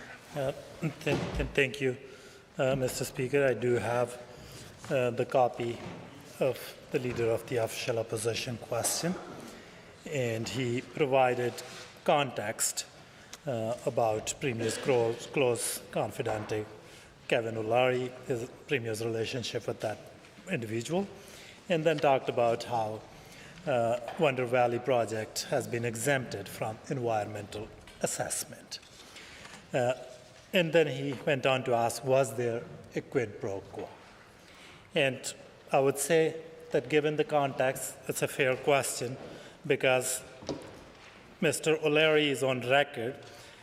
City News posted on January 24, 2025, an interview with Mr. O'Leary where he says, and I quote, regarding Premier, I had to take her to Washington and I took her to Mar-a-Lago, end quote. And in January 25th meeting, that person was present at that meeting in Mar-a-Lago, or that selfie at Mar-a-Lago. And then that same person also says about this project that we set up a call with her staffers and her, and she said, look, I won a court case, a litigation against Jared Butts in 2023 where I got back my rights, and I can issue permits for a project like this in the province, end quote. That's direct quote from, again, Kevin O'Leary. And City News then says that Premier Office was asked to confirm the details of the deal, including if Alberta is offering any tax breaks or subsidies, but her press secretary did not respond to repeated inquiries. The question was simply about a concern that's out there with respect to Mr. O'Leary. Fair question about government business. Was there a quid pro quo? There was no allegation. This was a simple question. Premier was given the opportunity to clarify what's the details of this project and what's the background of these negotiations. So, matter of public record, matter of debate, a fair government business question. Okay, well, I have no one seems to be disputing what was said, but I'll say it, what's in the blues anyways, just to make it triply clear. Every Edmonton, it could produce as much as double the greenhouse gas emissions of every vehicle in Alberta. To the Premier, where's the quid quo pro? Did she get Kevin O'Leary out of the environmental assessment? Well, here's the problem, is that the Honourable Opposition House Leader, if all those things that the Opposition House Leader had been said in the question, one could easily draw the conclusion that the person was referring to the newspaper articles. But as it stands, it could certainly be a person listening at home that doesn't read all the newspapers may well ask about whether the question was about doing something illegal. So because of that, it's a point of order. But and I get it, you can't fit all the details in a 35-second question, but you need to fit enough details in that people are pretty sure that someone here hasn't been accused of perhaps committing a crime. So consequently, that's going to be required to apologize and withdraw that remark. Retract and apologies. Thank you. 218 by the Deputy Opposition House Leader. Thank you, Mr. Speaker. I rise pursuant to Standing Order 23H, I, and J. At that time, my colleague from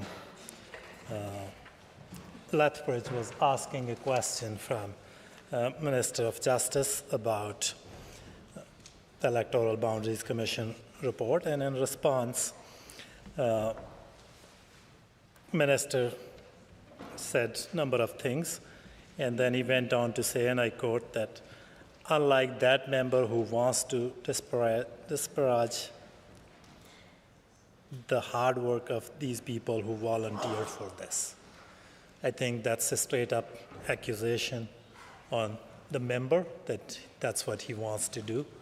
Again, question was about government business, government policy, and responding with that kind of accusation directly to a member, individual member, that is outside the rules of this House and should be ruled a point of order.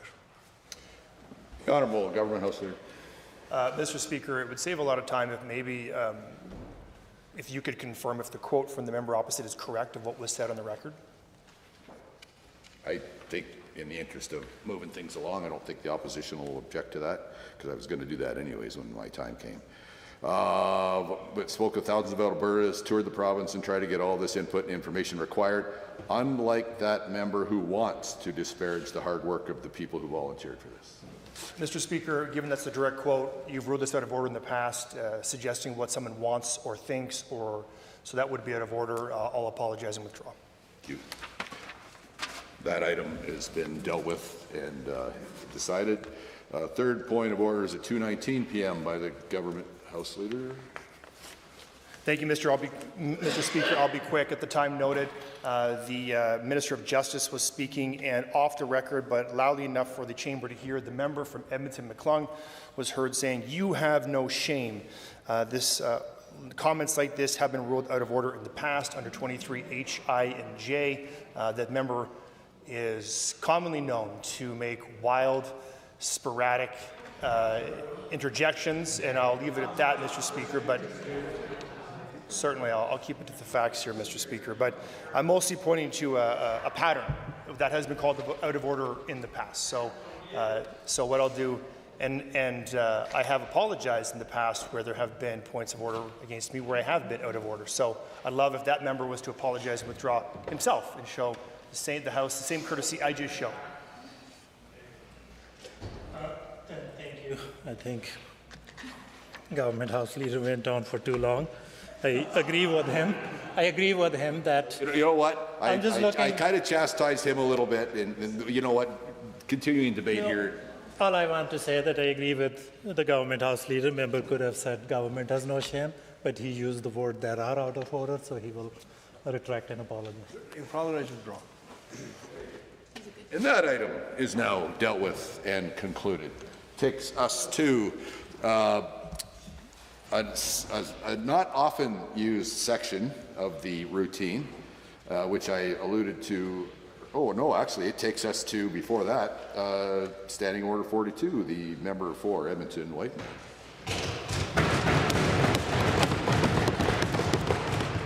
Thank you, Mr. Speaker. I rise pursuant to Standing Order 42 to seek the unanimous consent of this House to proceed on an emergency debate and a vote on this motion, which calls on the Premier to dismiss the member for Calgary Cross from his role as the Minister of Justice and from Executive Council due to his breach of the public trust.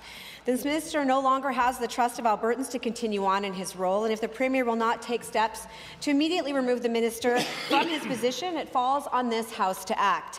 This motion is urgent and pressing as a result of recent reporting on April 7th from the Globe and Mail while this House was on a constituency break. That reporting stated that the Minister of Justice brought forward amendments to the Elections Act last year to shorten the amount of time Alberta has to investigate political finance violations. And those amendments directly benefited the minister's friend and family member, Sam Raish, who was under investigation at the time by Elections. Remove this minister despite his pattern of disrespect for Alberta's democratic institutions and his continued actions to undermine these systems for the benefit of his friend, family member and associate Sam Raish. The Premier is sending a message to Albertans that the UCP is either complicit in this clear conflict of interest or willfully blind to the misconduct of their own Justice Minister. On April 7th, the story was published by the Globe and Mail's investigative reporter, Carrie Tate. It revealed that while the Justice Minister was pushing through legislation in this chamber that restricted Elections Alberta's window to investigate serious election fraud to just 1 year, the shortest timeline in Canada, the minister's longtime friend, relative and travel buddy, Sam Raish, was under investigation for massive, fraudulent political donations to the UCP. In fact, Mr. Raish refused to meet with Elections Alberta for an interview until after the Justice Minister's bill was forced through the House, which had the chilling effect of cutting off the investigation into Raish and his associates mid-process. To put it clearly, Sam Raish personally and financially benefited from legislation that the Minister of Justice introduced and forced through the House. It gets worse, Mr. Speaker. The media reports that the Justice Minister left his own caucus members in the dark about these changes and how they would benefit Raish. It raises the question of what the Premier knew and when. Was she aware that her minister was putting her government's credibility on the line just to protect Sam Raish from Elections Alberta? And fundamentally, it shows that the Minister of Justice may have once again breached public trust by using his position to change laws to benefit his friend and family member. The fact that the Minister of Justice did not think it was inappropriate to personally introduce these legislative changes, did not disclose this apparent conflict of interest to this legislature, and did not recuse himself from all debate in this chamber and at the cabinet table demonstrates at best a shocking lack of ethical awareness from this minister. In the past, this type of conduct by any minister would immediately lead to that minister being removed from cabinet. And the Premier, back when she was leader of the opposition, would have led that charge. And it's absolutely insulting to the intelligence of Albertans for the UCP to suggest that the minister wasn't aware that Mr. Raish was the subject of investigation by Elections Alberta. Mr. Raish is an extremely close friend and a family member of the minister, and they've spent plenty of time together, especially at playoff games and skyboxes. This is just the latest revelation in a continued worrying pattern of behaviour from the Justice Minister. His actions show what certainly appears to be a willingness to intervene in Alberta's independent judicial system and elections watchdog for political and arguably personal benefit to himself and his friends. Twice now, he has rushed through legislation that bends the rules of our democracy mid-game, whether to benefit separatists struggling to push forward with a petition that violates the Constitution and treaty rights, or to bail out Sam Raish before he can get caught committing election fraud. When the significant allegations of political interference and corruption by the UCP to award inflated contract to Sam Raish were first made public in early 2025, the Minister of Justice stood in this House as the UCP spokesperson for months without disclosing to Albertans that Sam Raish was his close personal friend and family member. The Minister of Justice made decisions around appointing external legal counsel and directing government employees to direct all questions from the Auditor General to that legal counsel, again, without disclosing to Albertans his close personal relationship with the subject at the heart of that investigation, Sam Raish. Albertans expect the conduct of the Minister of Justice and Attorney General, the Chief Counsel of the Crown, to be above reproach. Instead, he has changed the rules to make himself above the law, giving himself immunity from professional standards or sanction, unlike any other lawyer in this province. Given that the minister rewrote electoral laws to bail out Sam Raish from investigation and then gave himself immunity, it begs the question of what else Albertans will find out about this minister's conduct and actions in his role. By moving this motion, we're giving the Premier and the government an opportunity to restore trust with Albertans by removing this minister and distancing themselves from these actions. It is urgent that this House take action now and urge the minister's removal. This minister's past behaviour shows that he cannot be relied upon to respond ethically and appropriately to the decisions and challenges Albertans face in the days ahead.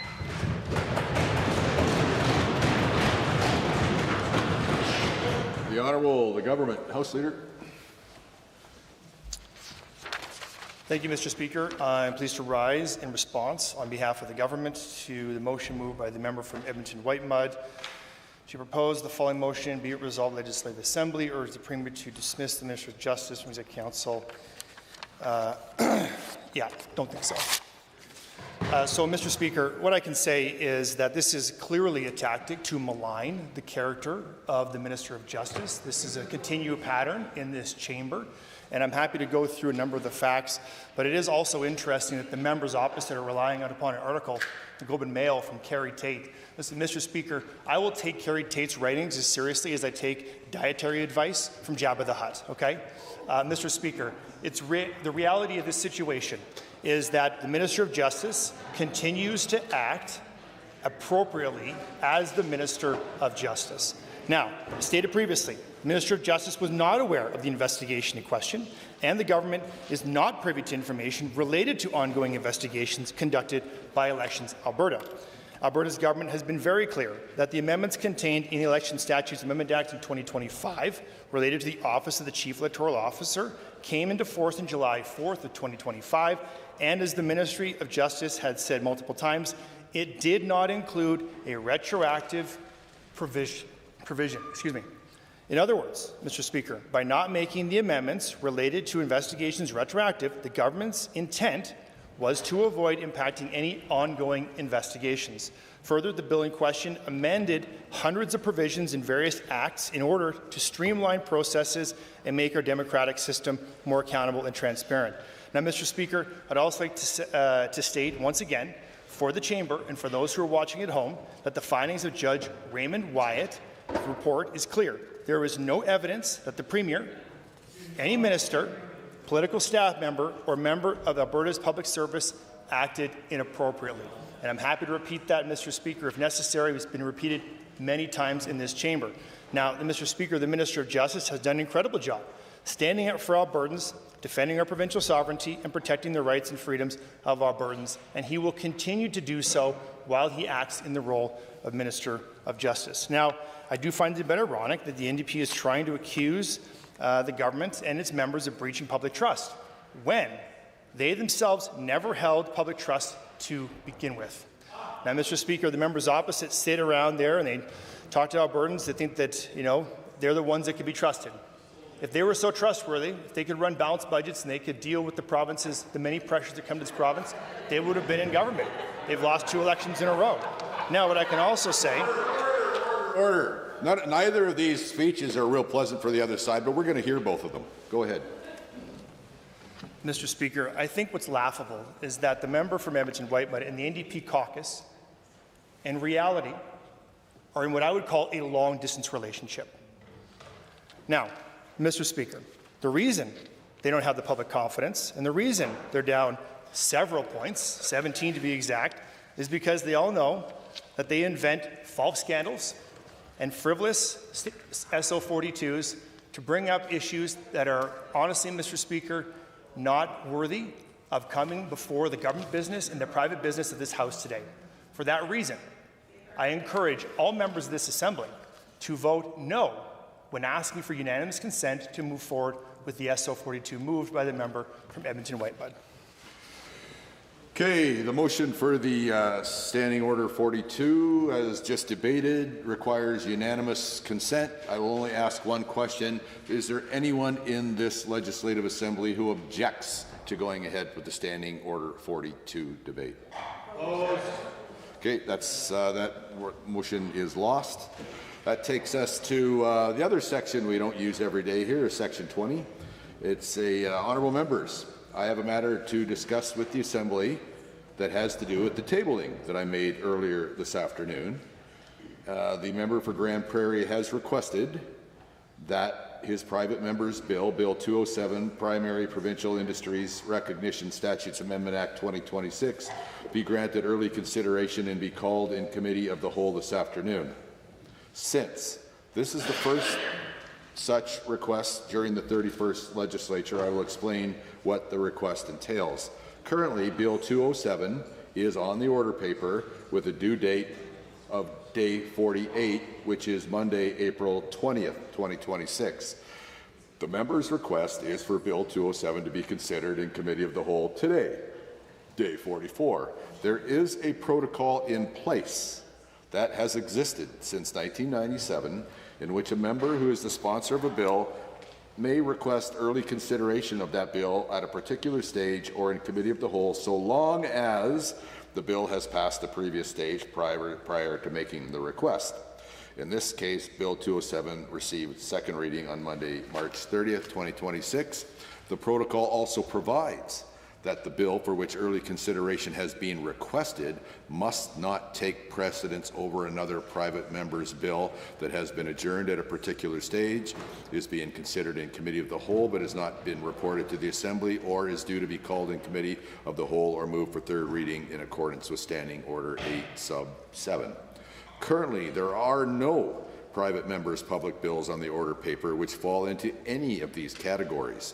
Accordingly, following the Assembly's practices and precedents, I am granting the request for early consideration of Bill 207, which will be considered in the Committee of the Whole after orders of the day is called this afternoon.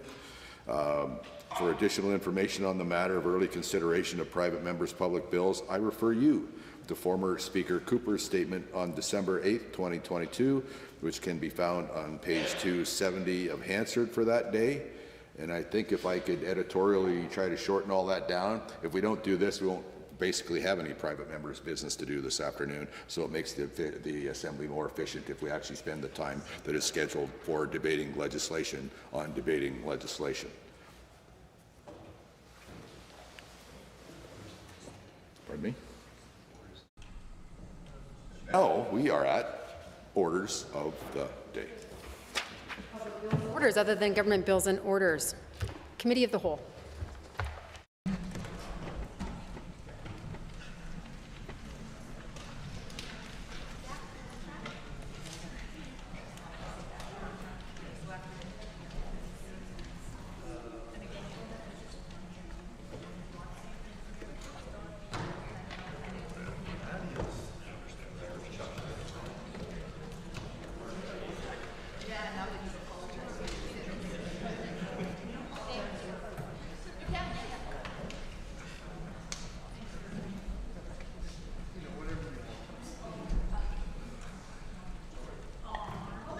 I'd like to call Committee of the Whole to order. Committee of the Whole has under consideration Bill 207, the Primary Provincial Industries Recognition Statutes Amendment Act 2026.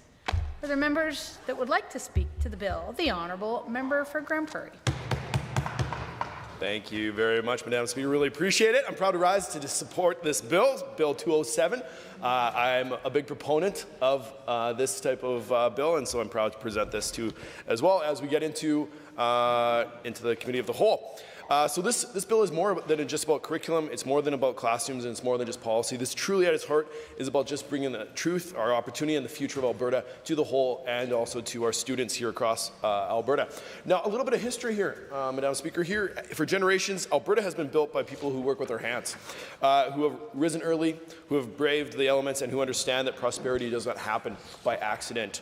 It is built, it is grown, it is harvested, it is engineered, and it is constructed in, day out by Albertans who are in forestry and agriculture, energy, and the construction sectors. Yet today, Mr. Speaker, Madam Speaker, we face a pretty significant challenge. Across this province, both in Grand Prairie, Northern Alberta, Central Alberta, right across this province, far too many young Albertans are graduating high school without a clear understanding of what these industries do, why they matter, or the incredible careers that they offer. And that disconnect is what Bill 207 is really trying to fix, because Alberta's foundation and our industries are experiencing also workforce shortages too as well. Not because of work has disappeared, but because there's not always that awareness. And so we do need to see awareness, and kids need to be given the opportunity to see that in their education. So many students are told, either directly or indirectly, that success only comes through some narrower patterns. And while our primary industries that collectively drive Alberta's economy, industries that provide stable, high-paying, meaningful careers are left out of the conversation often. And this is particularly troubling when we consider that forestry, agriculture, energy, and construction together form much of the backbone of our provincial economy. And so these sectors fuel our exports, they support hundreds of thousands of families, hundreds of thousands of jobs, generate revenue that pays for our hospitals, they pay for our schools, and for our infrastructure across our province.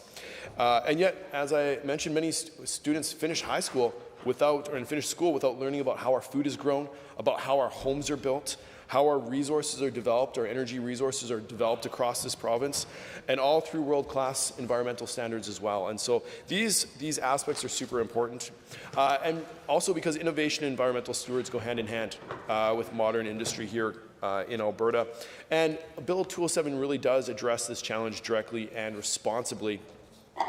Now, first and foremost, it does establish age-appropriate instruction in Alberta classrooms that teach Albertan students about the province's primary economic industries of forestry, agriculture, construction, and of energy. Second, it ensures that this instruction explains the economic role of these industries, highlights modern environmental standards and innovation, and showcases real career opportunities as well. And importantly, this bill requires the minister to consult with industry leaders when setting curriculum standards. I think that's super important that we have that real-world connectivity as well, because this really ensures accuracy, it ensures relevancy, it ensures that the real-world alignment, not ideology, not theory, but lived experience also comes in, because those are important. And this, once again, this isn't about promotion of a certain, about industries. It is about educating our youth and educating our young people. It's not about telling students what to think. It is about giving them the information they need to make informed choices. And this is very much in line with Bill 25 as well. So, as well, Bill 207 also recognizes February 13th as Fossil Fuel Recognition Day. Alberta's fossil fuel industry has played a huge role in building this province. It has funded schools, it has funded hospitals, it has created communities, it's driven innovation both here and across Canada and across the world, all from Alberta, and also helped position Canada as a global energy leader. And so recognizing Fossil Fuel Day is not about stopping progress, it's about recognizing that history, acknowledging where we came from, respecting the people who built this province, and having an honest, mature conversation about energy, employment, and stewardship. And I do want to thank the member for bringing this up. Because he's done a great job of advocating this, we were able to include this in the bill. And so we do want to acknowledge contributions made while continuing to innovate, and these two things are not mutually exclusive. They are both put together, and so I'm super thankful for the opportunity to do this. Mr. Speaker, this bill deeply matters to my region of Grand Prairie and northwestern Alberta too as well. In forestry alone, tens of thousands of Albertans are employed directly and indirectly, with many of those jobs located right in the Peace Country. Also, agriculture supports thousands of family-owned farms, feeding Canadians and exporting to markets around the world. As mentioned prior, Canada is one of 6 exporting nations of food across the world. This is significant, and our agriculture needs to be taught about how we are structuring that and how we are doing that. And also, our region continues to see major energy development too as well in Grand Prairie, including critical natural gas infrastructure that supports jobs, local businesses, municipal growth, and also is able to influence the world as well. And then furthermore, in construction, we're experiencing continued demand for tradespeople as our communities expand. Housing developments increase and infrastructure is modernized. So we're always going to need that aspect of construction in the mix. And so, and then also this is also in part, we're seeing some significant increase in the trades and skilled trades in Grand Prairie. Really proud of what Northwestern Polytechnic has done. They're in doing that, touching and expanding their automotive service technicians, expanding carpenters, heavy equipment technicians, steam and pipe fitters, plumbers, welders, gas fitters. These are all things that locally Northwestern Polytechnic has done. They've been a great partner in that as well. And I can't say enough good things about Northwestern Polytechnic, their leadership and their growth opportunities in the area as they continue to build this out and support the trades. So it's an opportunity for young people to work in various industries. All of those industries are represented at there too as well, our primary industries. So super thankful for them.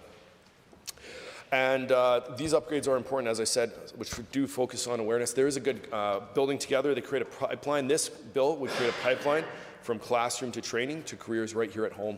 And this is how we keep also young people in our communities and how we strengthen rural Alberta by giving jobs right there at home and be able to build those interests far before just choosing a career path.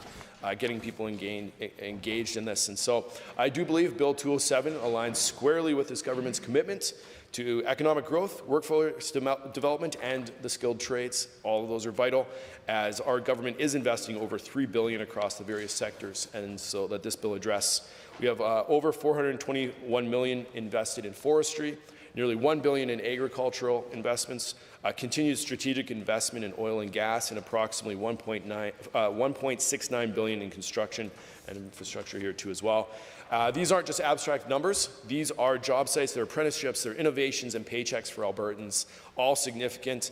But investment alone is not enough if young people are going to see themselves in these trades. They need to learn about them, they need to be educated about them, and this is why this is such an important link to this, a career choice, understanding of what Alberta is built upon. So this is super important. And once again, I just want to continue just talking about the trades for a sec. Trades careers are not a backup plan. They are not a second choice. They're essential to building Alberta's future. So from electricians, carpenters, welders, heavy equipment operators, and millwrights, all are people part of keeping our province running and running smoothly.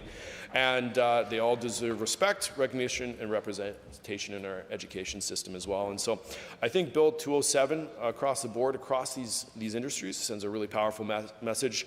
All paths are successful, to success matter. All contributors deserve recognition, and Alberta's future depends on understanding some of these economic wins and economic realities. So, Madam Speaker, I do believe that Bill 207 is a common-sense, forward-thinking piece of legislation. It respects Alberta's history, it responds to today's workforce challenges, and it prepares young people for the challenges and opportunities of tomorrow as well. This bill is about pride without apology and strong education as well. And it's about ensuring Alberta's next generation knows not only where they can go, but where they also come from. And so this is why I would urge all members in our Assembly to support this piece of legislation, my Bill 207, and I just want to thank the opportunity for this too as well, and I would encourage all members to support this. Thank you very much. I would agree. The Honourable Member for Edmonton-McClellan. Thank you very much, Madam Chair. I'm pleased to rise to speak to Bill 207 this afternoon, and take into account some of the comments made by the member for Grand Prairie, sponsor of this piece of legislation, this private member's bill, who just said a moment ago, Madam Chair, that this piece of legislation respects Alberta's history.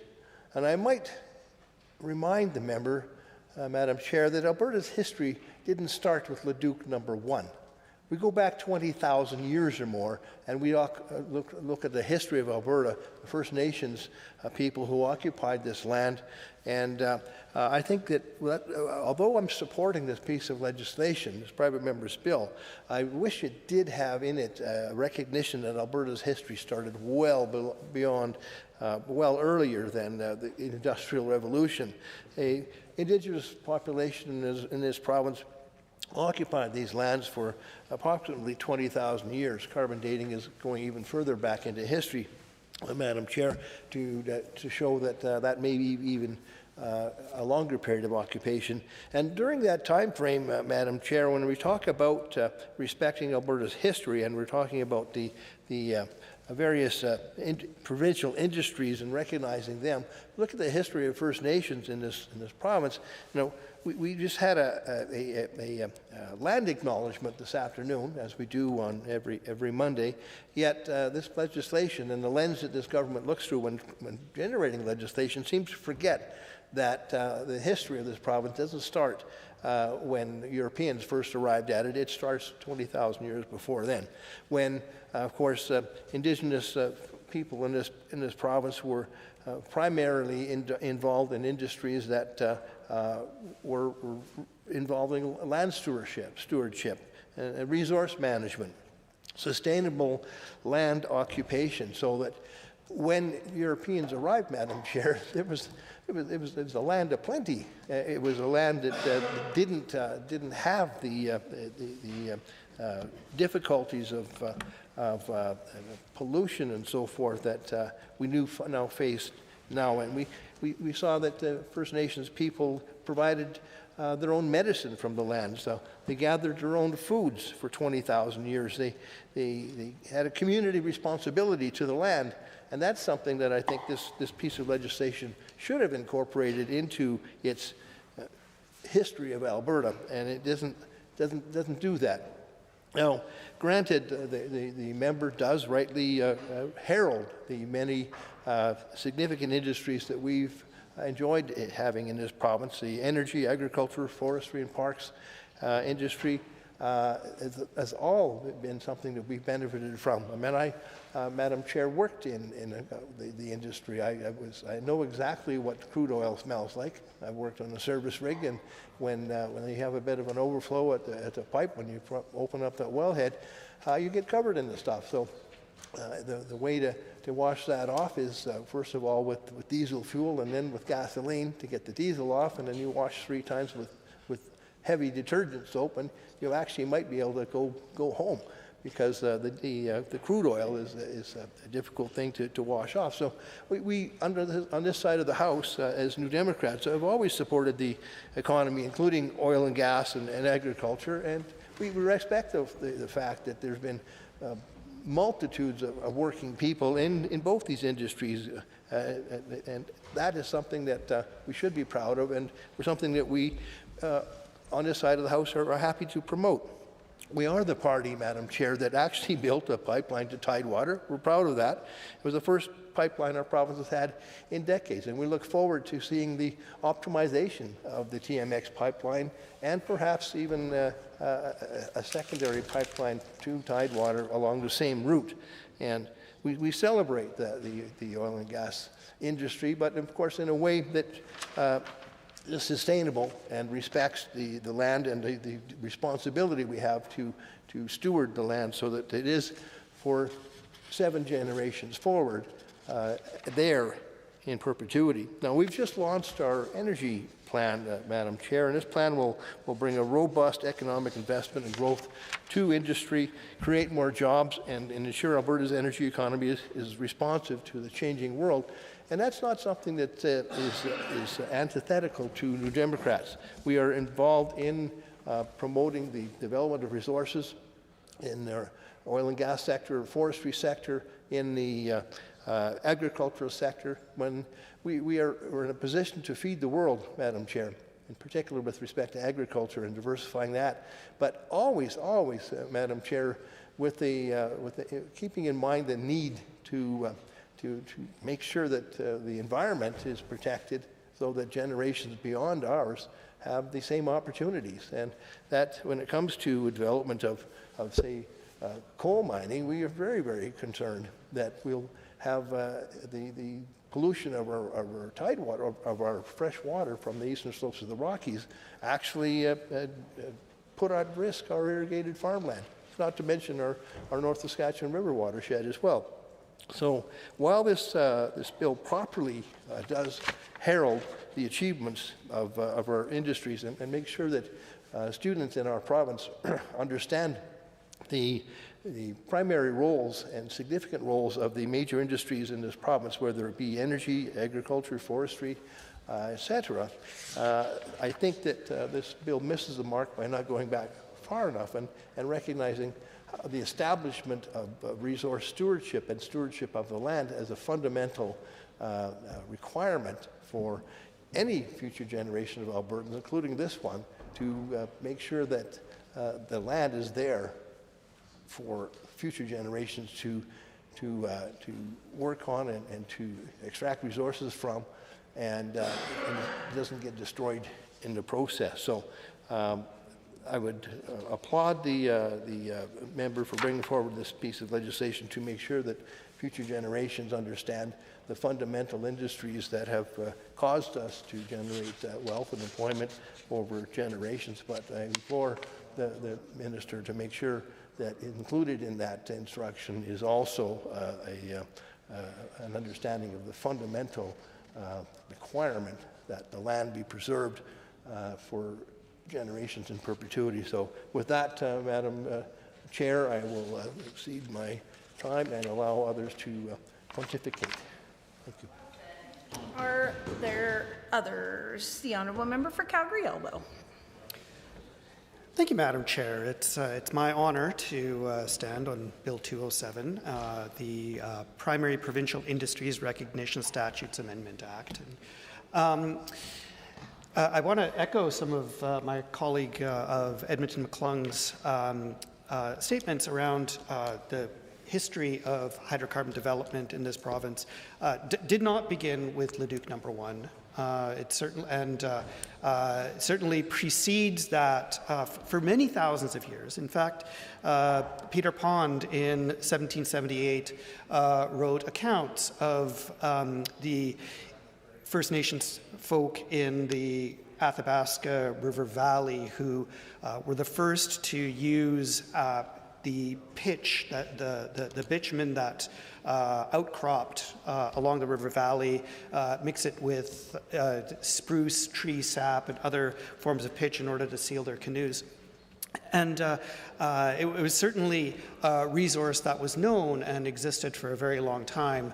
And then to extract the oil from it actually took a significant amount of fundamental research work by this government, and was really the focus of a lot of Peter Lougheed's work back when oil sands were considered unconventional resources.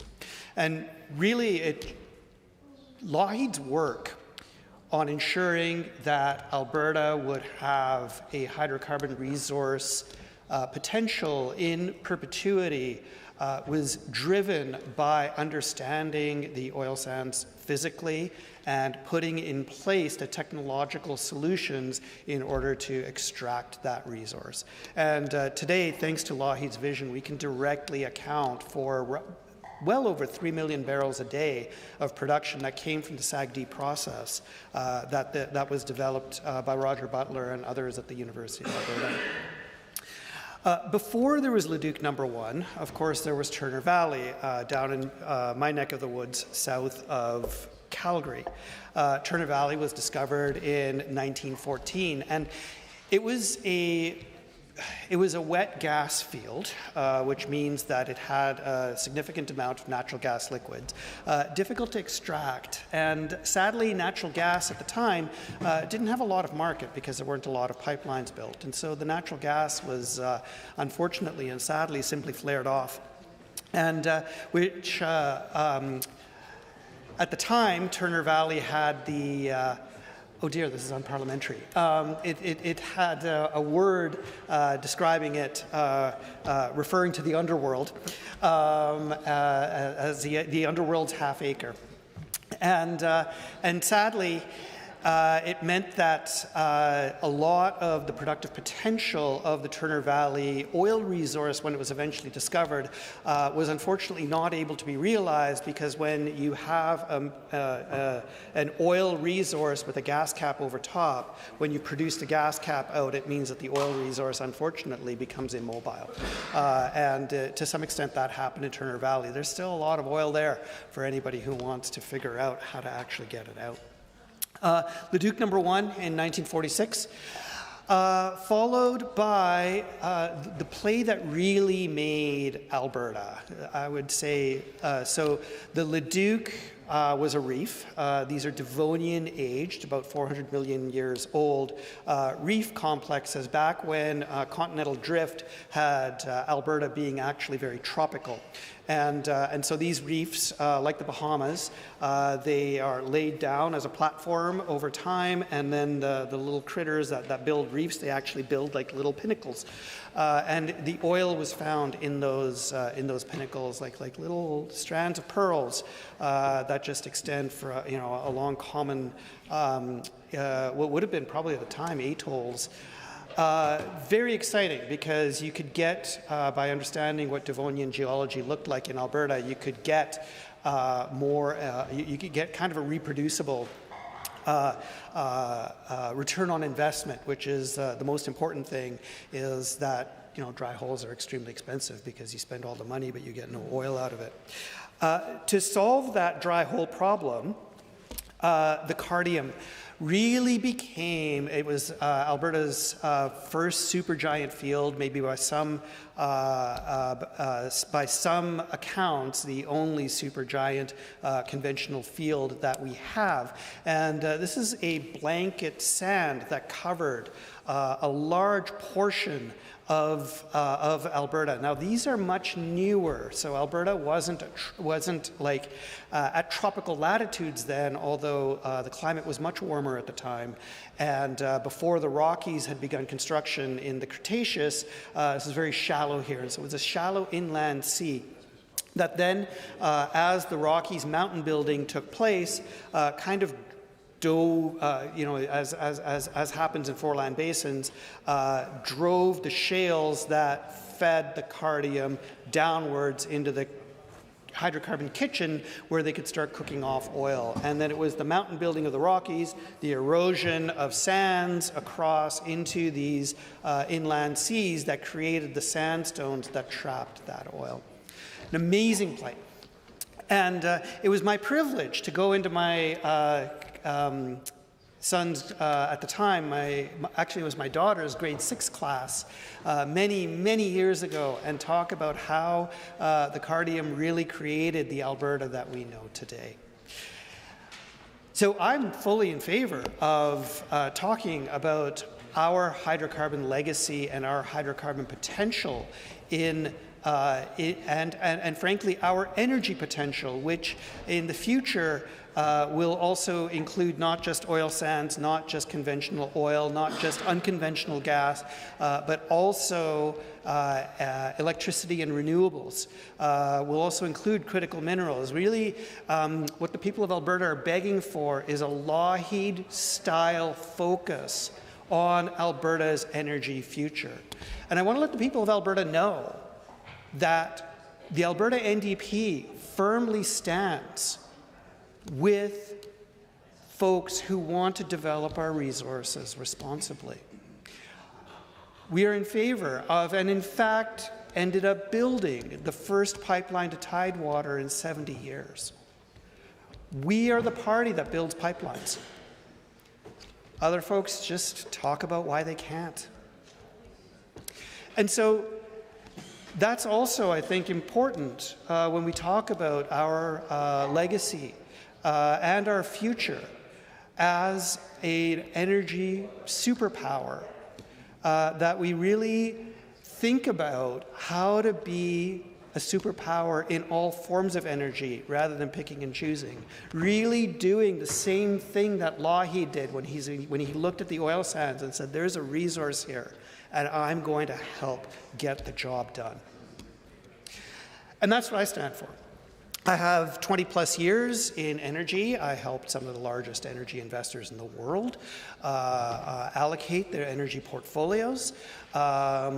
I've done a lot of work on capital allocation in energy markets.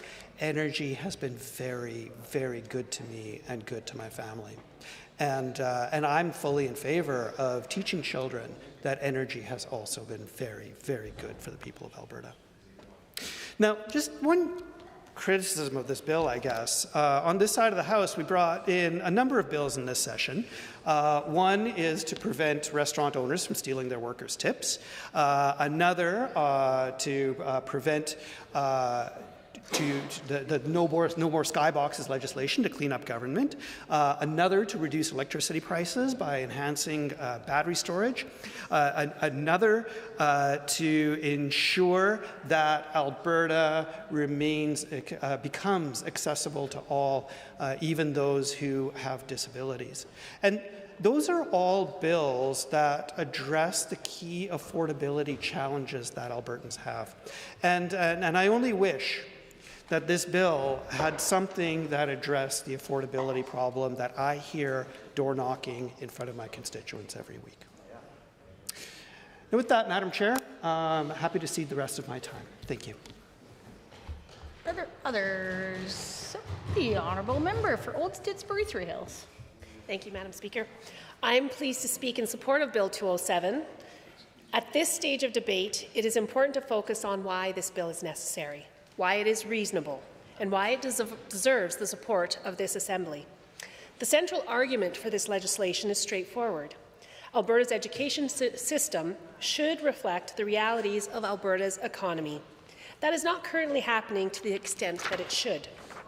We have built one of the most resource-rich and opportunity-filled economies in the country, yet many students move through their entire K-12 experience without gaining a meaningful understanding of the industries that sustain it.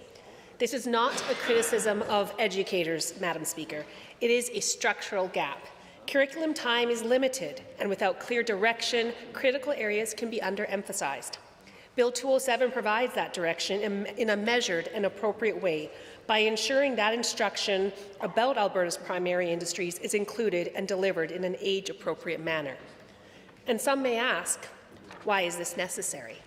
Should students not simply discover these opportunities on their own? The reality is that they often do not. Career awareness is heavily influenced by exposure. If students are not introduced to certain industries, if they do not understand what those industries do or the careers that they offer, they are far less likely to pursue them. That has real consequences. Alberta is currently facing persistent labour shortages in our key sectors such as construction, energy, agriculture, and forestry. These are not temporary gaps. They are structural challenges that affect productivity, project timelines, and economic growth. Employers are not just looking for workers.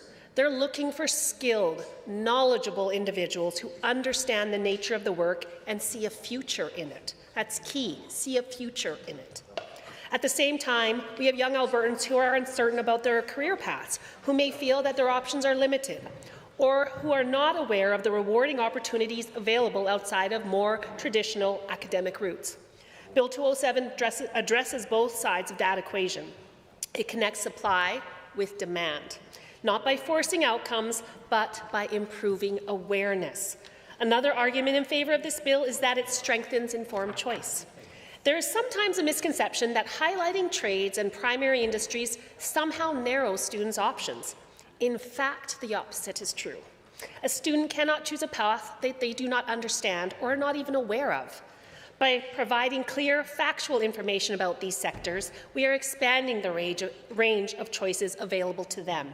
This is especially important when we consider the persistent stigma that can exist around trades and hands-on careers. For too long, there has been an implicit hierarchy in how we talk about post-secondary pathways. University is often presented as the default or preferred option, while trades are treated as an alternative. That framing does a disservice not only to students, but to the industries that rely on our skilled tradespeople. Bill 207 helps correct that imbalance. It does so not through rhetoric, but through education. By integrating knowledge of these careers into the classroom, we normalize them. We present them as what they are: essential, skilled, and valuable professions that offer strong wages, job security, and opportunities for advancement. Madam Speaker, I also want to address the argument that this type of content doesn't belong in the classroom. I suggest that understanding one's own provincial economy is a fundamental component of a well-rounded education. We already teach students about history, geography, civics, so that they can understand the society that they live in. Teaching them about the industries that underpin that society is a natural extension of that goal. This is not about advocacy. It is about literacy. economic literacy, career literacy, and practical awareness. Students should graduate not only knowing how to analyze a text or solve an equation, but also with a basic understanding of how their province functions and where they might fit in within it. With respect to the Fossil Fuel Recognition Day included in the bill, I know there may be differing views. However, the argument in its favour is grounded in historical recognition, not political positioning. Alberta's development has been profoundly shaped by its energy sector. The discoveries in Turner Valley in 1914 and Leduc in 1947 were not just economic events. They were transformative moments that altered the trajectory of this province. Entire communities were built, infrastructure was expanded, and public services were strengthened as a result. Recognizing that history through an annual day is consistent with how we acknowledge other foundational aspects of our past. It does not preclude discussions about the future of energy or the importance of environmental stewardship. In fact, a full understanding of our history can better inform those conversations. And while we might rightly emphasize energy and the skilled trades as pillars of Alberta's economy, we must also recognize agriculture as a foundational primary industry that deserves the same consistent place in our curriculum. Agriculture is not only a major economic driver in this province, it is deeply tied to food security, rural vitality, and our long-term sustainability. When students regularly learn about agriculture, not as a one-off presentation, but as an integrated part of their education, they gain a clearer understanding of how science, technology, business, and stewardship come together in one of Alberta's most essential sectors. There is also a growing disconnect between young people and where their food comes from. Many students can navigate sophisticated technology, but have little understanding of how food is grown, how it's raised, processed, or transported. Embedding agriculture into the curriculum helps close that gap. It builds food literacy, respect for our producers, who are phenomenal, and an appreciation for the complexity and innovation involved in modern farming and ranching. Programs like Ag in the Classroom and Ag for Life do important work, but their impact is strongest when it is reinforced through regular, structured learning, not left to occasional guest speakers or optional programming. Finally, integrating agriculture throughout the curriculum strengthens career awareness and workforce development while helping to bridge the rural-urban divide. Today's agriculture sector needs far more than just producers in the field. It relies on agronomists, veterinarians, equipment technicians, data analysts, environmental scientists, food and bioproduct specialists, and entrepreneurs who support and strengthen the entire food system. These careers reflect a modern, evolving industry that blends practical skills with science, problem-solving, and innovation. By teaching agriculture consistently, we show students, whether they grow up in a town or on a farm, that this industry offers diverse, high-skill, and future-focused career opportunities. And I can tell you, as someone who comes from a community who had a teacher passionate about it and found a way to put it into our curriculum where she could, where they got to see the businesses, kids had their eyes opened to industry that they did not know was an option. It's important. We want young Albertans to value and participate in our primary industries. Agriculture must be treated not as an add-on, but as a core part of how we educate the next generation. And another important argument for this bill is that it is balanced and practical in its implementation. It does not prescribe rigid curriculum content or impose undue burdens on educators. Instead, it sets an expectation that this knowledge be included and allows for flexibility on how it's delivered. That is an important distinction. It respects the professionalism of teachers while ensuring that key subject matter is not overlooked. Madam Speaker, if we step back and look at this legislation as a whole, it is difficult to argue against its core objectives. It aims to better inform students, address labour shortages, elevate the status of essential careers, elevate those careers, and recognize the historical foundations of our economy. These aren't controversial goals, they are common-sense priorities. The question before us is whether we are willing to take a modest, thoughtful step to align our education system more closely with the realities of our province, our beautiful province. Bill 207 answers that question in the affirmative. It does so in a way that is respectful, it's balanced, and focused on outcomes that benefit both individuals and the broader economy. So for those reasons, I encourage all members of the Assembly to please support the bill. Thank you. The Honourable Member for Edmonton Manning. And it's a pleasure to rise and to speak to Bill 207. And I do find there's a little bit of an irony in this conversation that we're having right now. And the reason that I say that is that I do want to go down a little bit of a history lane, as the mover of the bill did as well, around what is actually going on right now in curriculum in Alberta. So, as many people know, the curriculum review started in 2019. The intention of that curriculum review was to do consultation, to speak to teachers, to speak to parents, to speak to communities about how do we update and move forward our education system, how are we making sure that our curriculum is relevant to what is going on in today's society, how do we make sure that students are prepared for when they leave their education system, that they're going to be able to work in our workforce, to be able to have that understanding of opportunity, and to understand the history of Alberta. That started in 2019.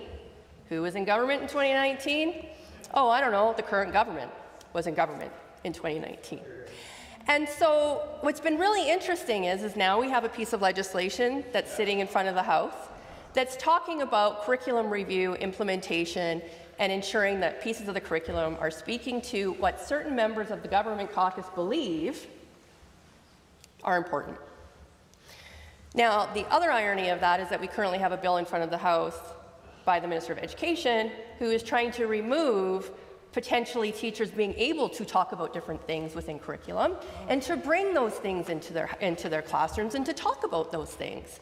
But yet we've just heard the minister or the member opposite talking about how she had an amazing teacher growing up who had a great passion about agriculture and was able to bring it into her classroom and teach her students about it because she believed in it and it was a passion of hers and she could provide great education to her students.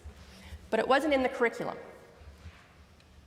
So if that's a great experience and a great opportunity to talk about the future, to give our students an opportunity to learn about things, to experience opportunities, to talk about what they can potentially be looking at as they move forward in their future, why do we have two bills in the House right now that contradict each other? It doesn't make any sense. You can't on one hand say we want teachers to talk about these things and to bring them in and to expose our students to these opportunities, and then on the other hand have a government saying, but it only has to align with our value. It can't align with anybody else's value or they can't talk about it. So what is if we're gonna say, well, a teacher has to be able to come in and be respected and to be able to have the ability for fluidity on what they're talking about and to be able to bring our students out and expose them to these opportunities, and we respect that as long as it's under these four categories. That was amazing. Thank you to the member for Red Deer to say, yep, as long as it's those four things. So in other words, it can't be anything that the government disagrees with. Good to know. Absolutely good to know. Because that's not how education is supposed to work. So if we go back to the history of how we got here, in 2019 a curriculum review was created. It was to consult with parents and educators and professionals that understood what was going on. Since 2019, we have seen implementation of curriculum changes for the K-9 students. During those consultations with the current government, do you know what happened? Forestry came forward and gave recommendations about things that they would have liked to have seen added to the curriculum. Many folks that I know in agriculture came forward and provided feedback about where they thought that bringing the agricultural curriculum into different age groups made sense. I know of many industries that came forward and said, we're willing to help, we're willing to be part of this process, and we know where it fits. And in fact, many of those agencies and those businesses were already doing that work. How many kids went out and planted little seedlings when we were kids with forestry? Talking about food and where it comes from and those opportunities existed in the curriculum. And then the government decided to start doing a review. So if there is a current gap right now, it's not because industry hasn't been trying to do this. It hasn't been because teachers haven't said we want to teach this. It's because the government, for some reason, we're now in 2026, started a review in 2019, for some reason still hasn't finished it 7 years later, and hasn't implemented any of the recommendations that have been provided. So is oil and gas important? Yes. Is agriculture important? Absolutely. Is forestry important? Absolutely. But why isn't it already in the curriculum? Why has it taken 7 years for this government to just start implementing some of the curriculum? Let's look. So on the website as of today, really exciting news, friends. In September 2025, the new social studies curriculum for grade 4 to grade 6 was finally introduced to be implemented. The 7 to 9 curriculum is going to happen in 3 phases. Exciting news, field testing this year, 25 to 26. Piloting, not sure what the difference between field testing and piloting is, but I guess we'll find out, 26 to 27. And finally, we're going to implement it in 27, 28, the grade 7 to grade 9 curriculum. So sure, we can stand here and talk about the importance of all of this, but why is it taking, it will be 12 years from the beginning of the curriculum review for this government to even start talking about implementation for grade 7s to grade 9s in social studies? I know why. Because the government doesn't actually want us to be able to implement these changes. Because we keep seeing session after session after session, this government changing the goalposts for teachers. Now this session, you can't bring in something that isn't in the curriculum that doesn't make sense. Well, if that's the case, then kids wouldn't be exposed to the amazing things that one of our colleagues just spoke about. Wouldn't be able to go do field trips to a farm based on what is currently in the curriculum, because for some reason agriculture was like cleaned out for a while there, and it's been asked to be brought back in. So based on what the government's doing, it doesn't matter if we vote in favor of this bill or not, the government won't implement it anyway because it's based on one teacher's opinion on whether or not it's important. And then the best part about it is we're going to encourage kids to get into these jobs, and then we've gutted post-secondary to the point where they can't even get into an apprenticeship. They can't go to old college because some of the programs don't even exist anymore. Lakeland College has had cuts. We see NATE and SATE. Kids are trying to get in to do trades, and they can't get an apprenticeship. So sure, write a private member's bill that supports talking about the idea of something, but the government's not going to actually implement anything to give our young people the opportunity to do it. You need to bring back the STEP program so that kids can actually get access to employment opportunities so they can gain that experience. So I'm not opposed to the bill, but I just think it completely disconnects from what the cabinet is doing and what the government has decided to do and what this bill is trying to do. So at some point, I would love to see the government get on the same page with each other and clear a decision about where they want to go and maybe get this curriculum review done. The honourable member for Sherwood Park. Thanks, Madam Chair. Happy to get up and speak about Bill 207, the Primary Provincial Industries Recognition Statutes Amendment Act. You know, the Alberta New Democrats have always supported the economy, including oil and gas, agriculture, construction and forestry industries, and we're future focused on the industries that are coming. We're the party that built the pipeline to Tidewater from my riding of Sherwood Park to the port of Vancouver and Burnaby, the first pipeline our province has had in over 4 decades. The UCP has never built a pipeline. So I guess they have to pass bills to say they really appreciate oil and gas because they don't do anything to show that they appreciate it. Because the Alberta's New Democrats, thousands of Albertans have been employed to build, maintain, and run the Trans Mountain pipeline. And we've just launched our own energy plan, which I'll get to. And this plan will bring about robust investment, grow the industry, and create more jobs. and ensure Alberta's energy economy is responsive to the changing world. Side note, house sales in Sherwood Park are doing great, Madam Chair. 18 days in the market for a typical house, because good things are happening in Sherwood Park.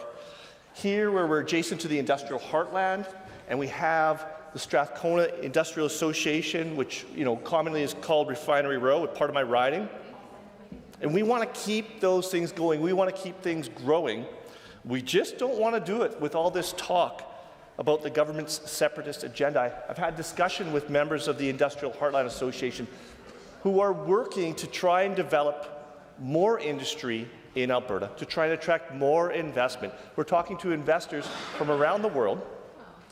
One told me they started off a meeting for a $200 million investment. Second question by the investors, what's going on with Alberta's separatism? And it is a massive distraction that is slowing down the excitement of what could continue to happen in Alberta's industrial heartland. All this silly talk about separatism. We know the Trans Mountain starts in Sherwood Park, so I took it upon myself with a member for Calgary. We went and visited ministers in the government of Manitoba to discuss the opportunity for the Port of Churchill. Can we deliver natural gas there, bring it from the Alberta industrial heartland to the Port of Churchill? And there is interest and excitement in that opportunity, and it could become one of the major projects that the federal government is investing in.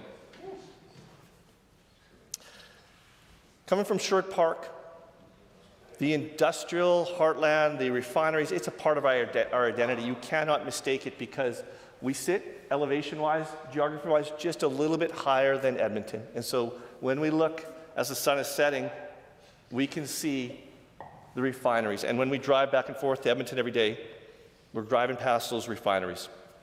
So it is a part of our identity in Sherwood Park. We have a strong understanding of it. And we must know that before there was a Sherwood Park, there was just a lot of farmland in a small little town. Campbelltown, thank you very much for remembering. I listened to you. The beginning of Sherwood Park was to be a worker town for the Imperial Oil Refinery, which we had attracted here during more stable times.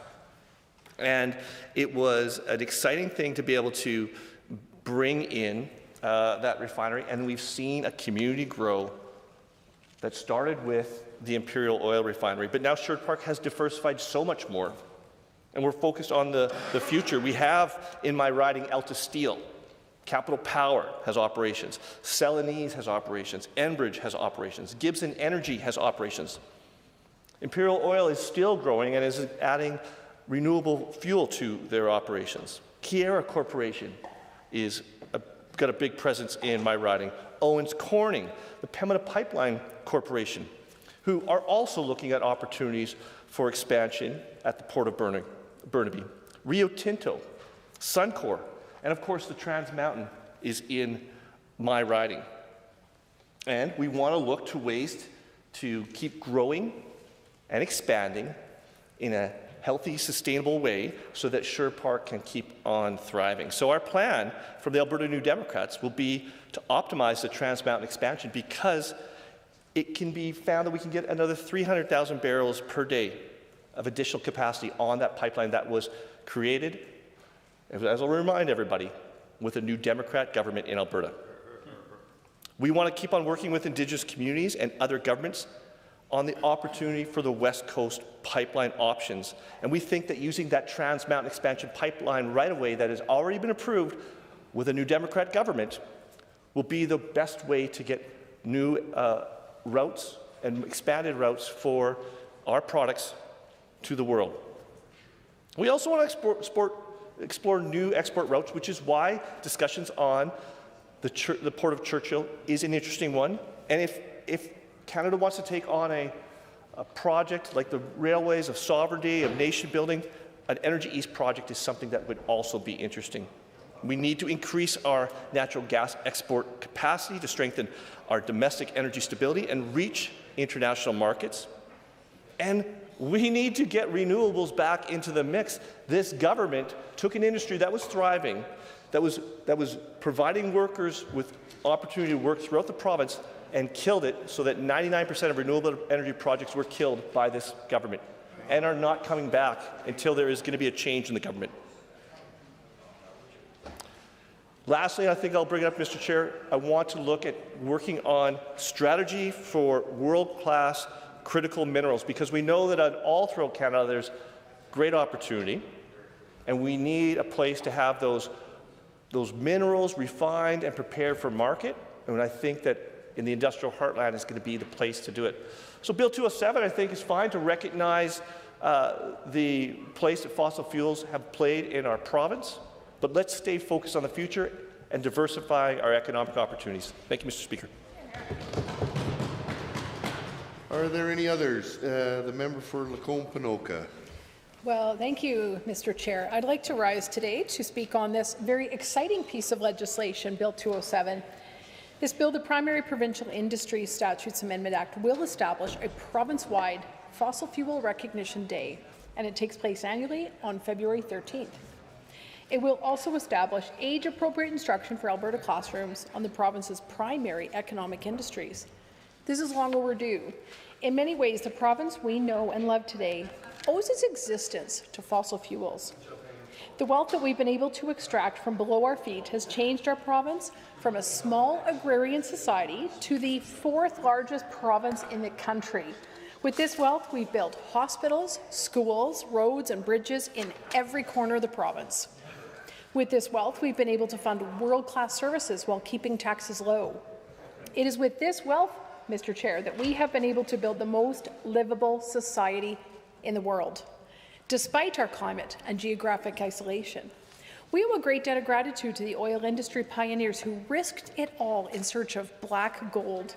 How did we get here, and what started it all? Well, we've heard a little bit about the history this afternoon, and I'm going to go a little bit more. We have to go all the way back to the spring of 1914. At that time, Alberta was not the heavy hitter that it is today. There had been some exploration and drilling activity in the Waterton region before 1905, but it had yielded little in the way of economic activity. The young province, not even 10 years old, was mainly agricultural and rural at the time. Due to our location, east of the Rockies, west of the rest, we were still the smallest of the prairie provinces. While growing rapidly, there were only approximately 470,000 people living in Alberta in 1914.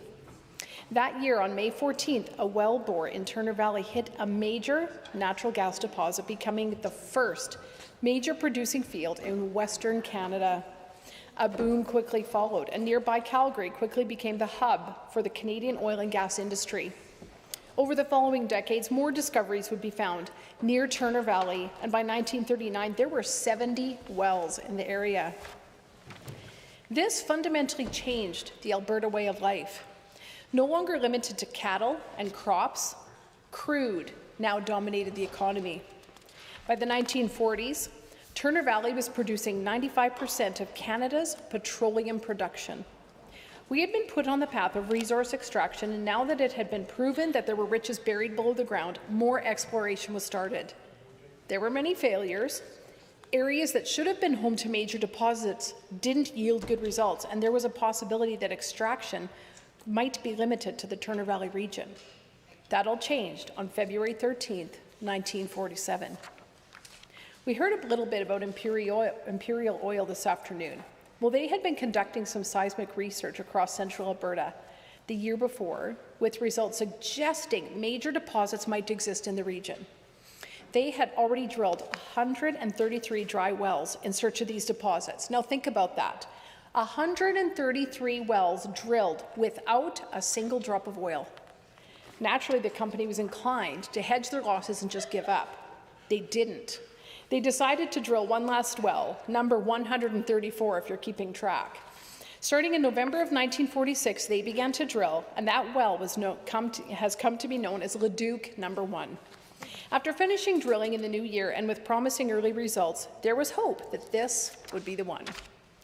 So on February 13th, 1947, in front of a small crowd of locals, politicians, and Imperial Oil staff, the valve was opened and oil and gas spewed out of that well before being set alight by the crew. The modern Alberta oil boom had begun. The Leduc No. 1 discovery unlocked a massive new field in the Edmonton region, and the knowledge that was gained helped with the discovery of other producing fields across this province. Edmonton transformed from a small government centre to the beating heart of the oil industry, filled with service companies, refineries, and upgraders. The flood of wealth from oil extraction spilled into other industries, and workers and families flooded into the province to be part of this boom. Alberta would never be the same again. Boom towns sprang up across the province, and Alberta was transformed over the decades to be a major player not only in the country, but on the world stage. We've come a long way from the early days of Turner Valley and Leduc, Mr. Chair, but oil and gas remains the dominant industry in the province. Even if you don't work directly in the industry, oil and gas still affects the lives of Albertans every day, and it's the cornerstone of our economy, our culture, and our way of life. That's why I'm so excited about this bill, and I thank my colleague from Grand Prairie for bringing this forward. By celebrating the origins of Alberta's modern fossil fuel industry with an annual day of recognition, we're highlighting their impact in shaping Alberta's economic story for well over a century. We ought to be proud of the contributions fossil fuels have made, not only to our province, but for all of Canada as well. Oil and gas products are our #1 export as a country to this day, and it's vital that we recognize their importance to our economy. This industry is recognized for producing ethical oil under strong environmental protection standards.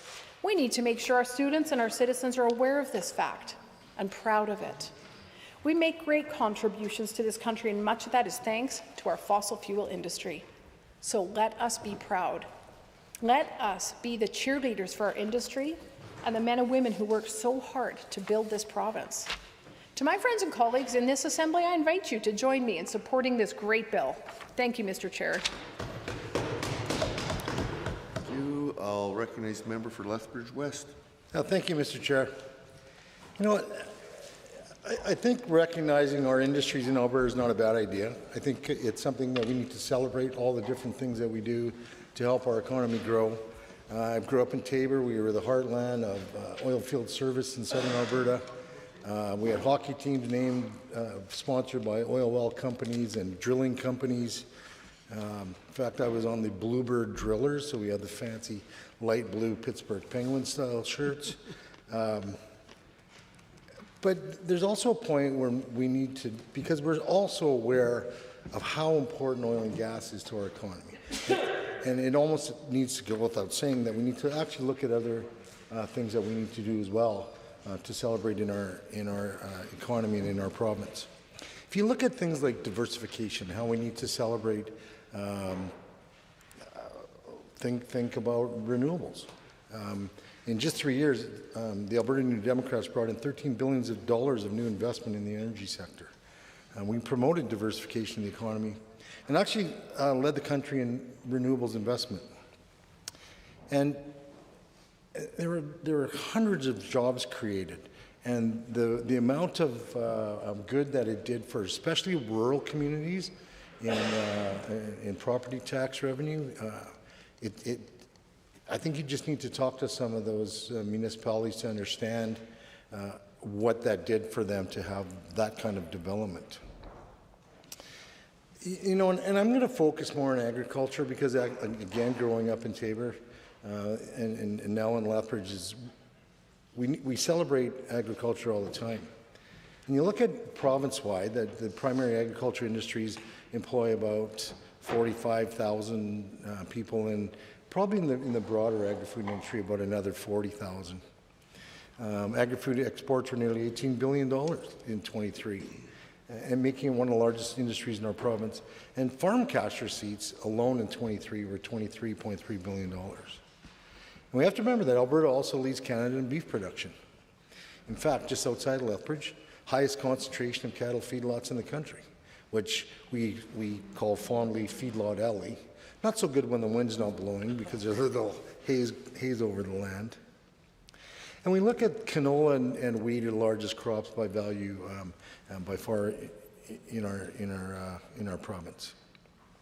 But one thing that some of you in this assembly might not be aware of is that there's a stretch from just outside of Lethbridge to past Taber that's called Canada's Premier Food Corridor.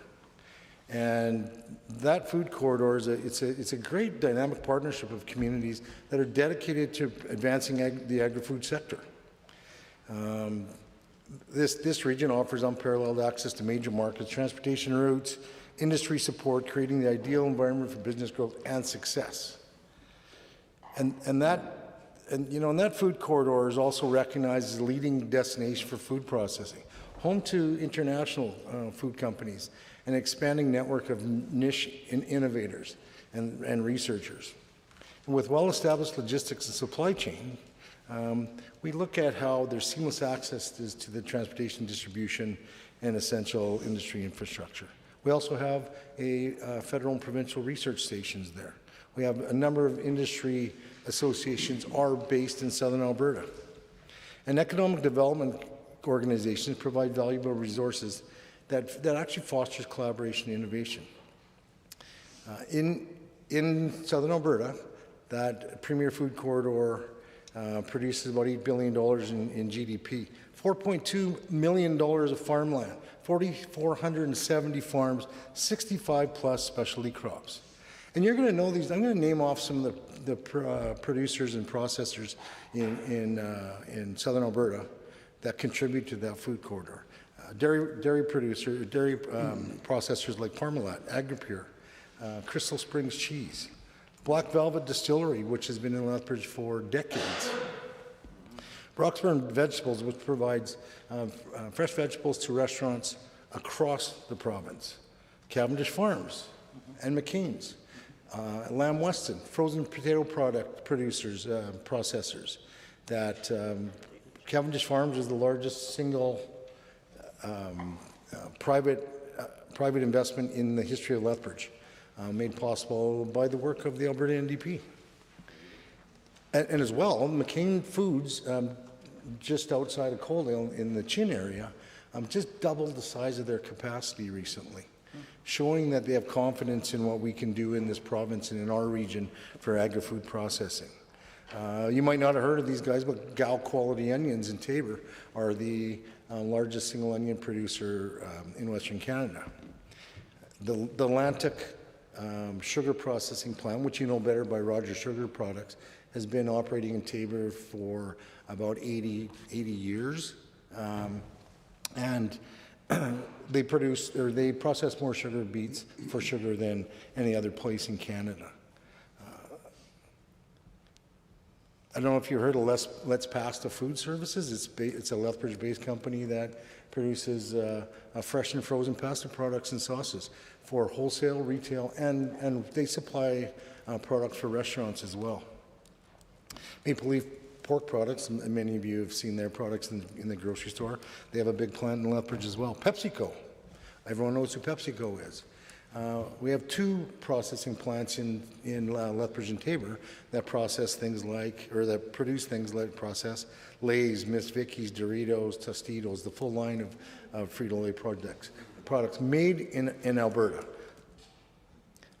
P&H Milling, you've heard. Richardson Oilseed is a canola seed processor that does crushing of canola seeds as well as makes some products for the baking industry as well as cooking oil products. Sakai Spice, which probably none of you have ever heard of. It's a mustard powder and kosher wasabi processing plant in Lethbridge that actually exports wasabi powder to Japan. Yeah. They make things like yellow mustard powder, oriental mustard powder. They're actually the major manufacturer of kosher and halal certified and gluten-free wasabi powder in the world. Sunrise Poultry, you've seen some of their products in Costco. They have Sunrise Poultry has chicken wings in Costco. And Whole Leaf Products, which probably none of you have heard of as well, but you've seen the live lettuce in the grocery stores. A lot of those inspired greens would have come from this plant between Lethbridge and Coaldale. They also, since 2020, produce the only processor that produces lettuce for Wendy's, the whole chain, for all of their sandwiches and all of their salads. And it's pesticide free. It's all hydroponically grown, so it's all consistent. Now, one of the components of this bill is about agriculture education. I can't agree more that we need to have more agriculture education for school programs and for people to understand. Some information we had that, according to this Canadian Centre for Food Integrity, they did some research in 2019, found that 91% of Canadians claim they know little, very little, or nothing about modern farming processes or practices. And fewer Albertans have a close tie to agriculture or understand the industry and the impact it has on our province. So educational programs are essential to getting Albertans to understand the value of agriculture in our province. And I think tied into that is that we're lucky in our area that we have Lethbridge Polytechnic and the University of Lethbridge. Lethbridge Polytechnic has agricultural-based programs like Bachelor of Agriculture and Science, Bachelor of Science in Agriculture, an Ag Science, Ag Business Diploma, an Ag Science Agronomy Diploma, Agriculture and Heavy Equipment Technician, Agriculture Equipment Technician Apprenticeships, and pre-veterinary medicine program. And the U of L, most people don't think of the University of Lethbridge as something that has a very big focus in agriculture, but there are a number of different programs that affect the agriculture sector that the U of L produces graduates that can help. Ag biotech, ag studies, biochemistry, biosciences, chemistry, computer science, and geographical information science, or GIS. Geography degree with concentration in GIS. There's been graduates of that program at the U of L that have gone on to create things like GIS mapping for tractors so that they can more efficiently plant and fertilize. And I think so, and that being said, I think we need to focus on other parts of our industrial sector and not just oil and gas. Thank you. Are there any others wishing to speak? Seeing none, are you ready for the question? Question on Bill 207, Primary Provincial Industries Recognition Statutes Amendment Act 2026. On the clauses of the bill, are you agreed? Agreed. Any opposed? That's carried. On the title and preamble, are you agreed? Agreed. Any opposed? Is carried. Shall the bill be reported? Are you agreed? Agreed. Any opposed? That is carried. The Assistant Deputy Government House Leader. Thank you very much, Mr. Chair. I move that the committee rise and report Bill 207. Having heard the motion to rise and report, all those in favor, please say aye. Aye. Any opposed? That is carried. I'll get it later.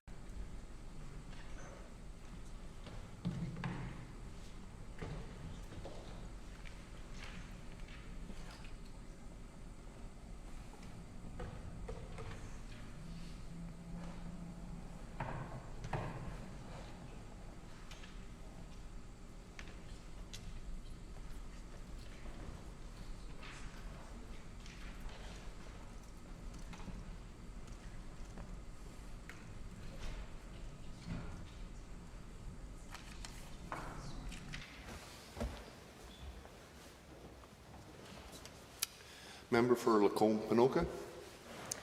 Mr. Speaker, the Committee of the Whole has under consideration certain bills. The committee reports the following bills. Bill 207.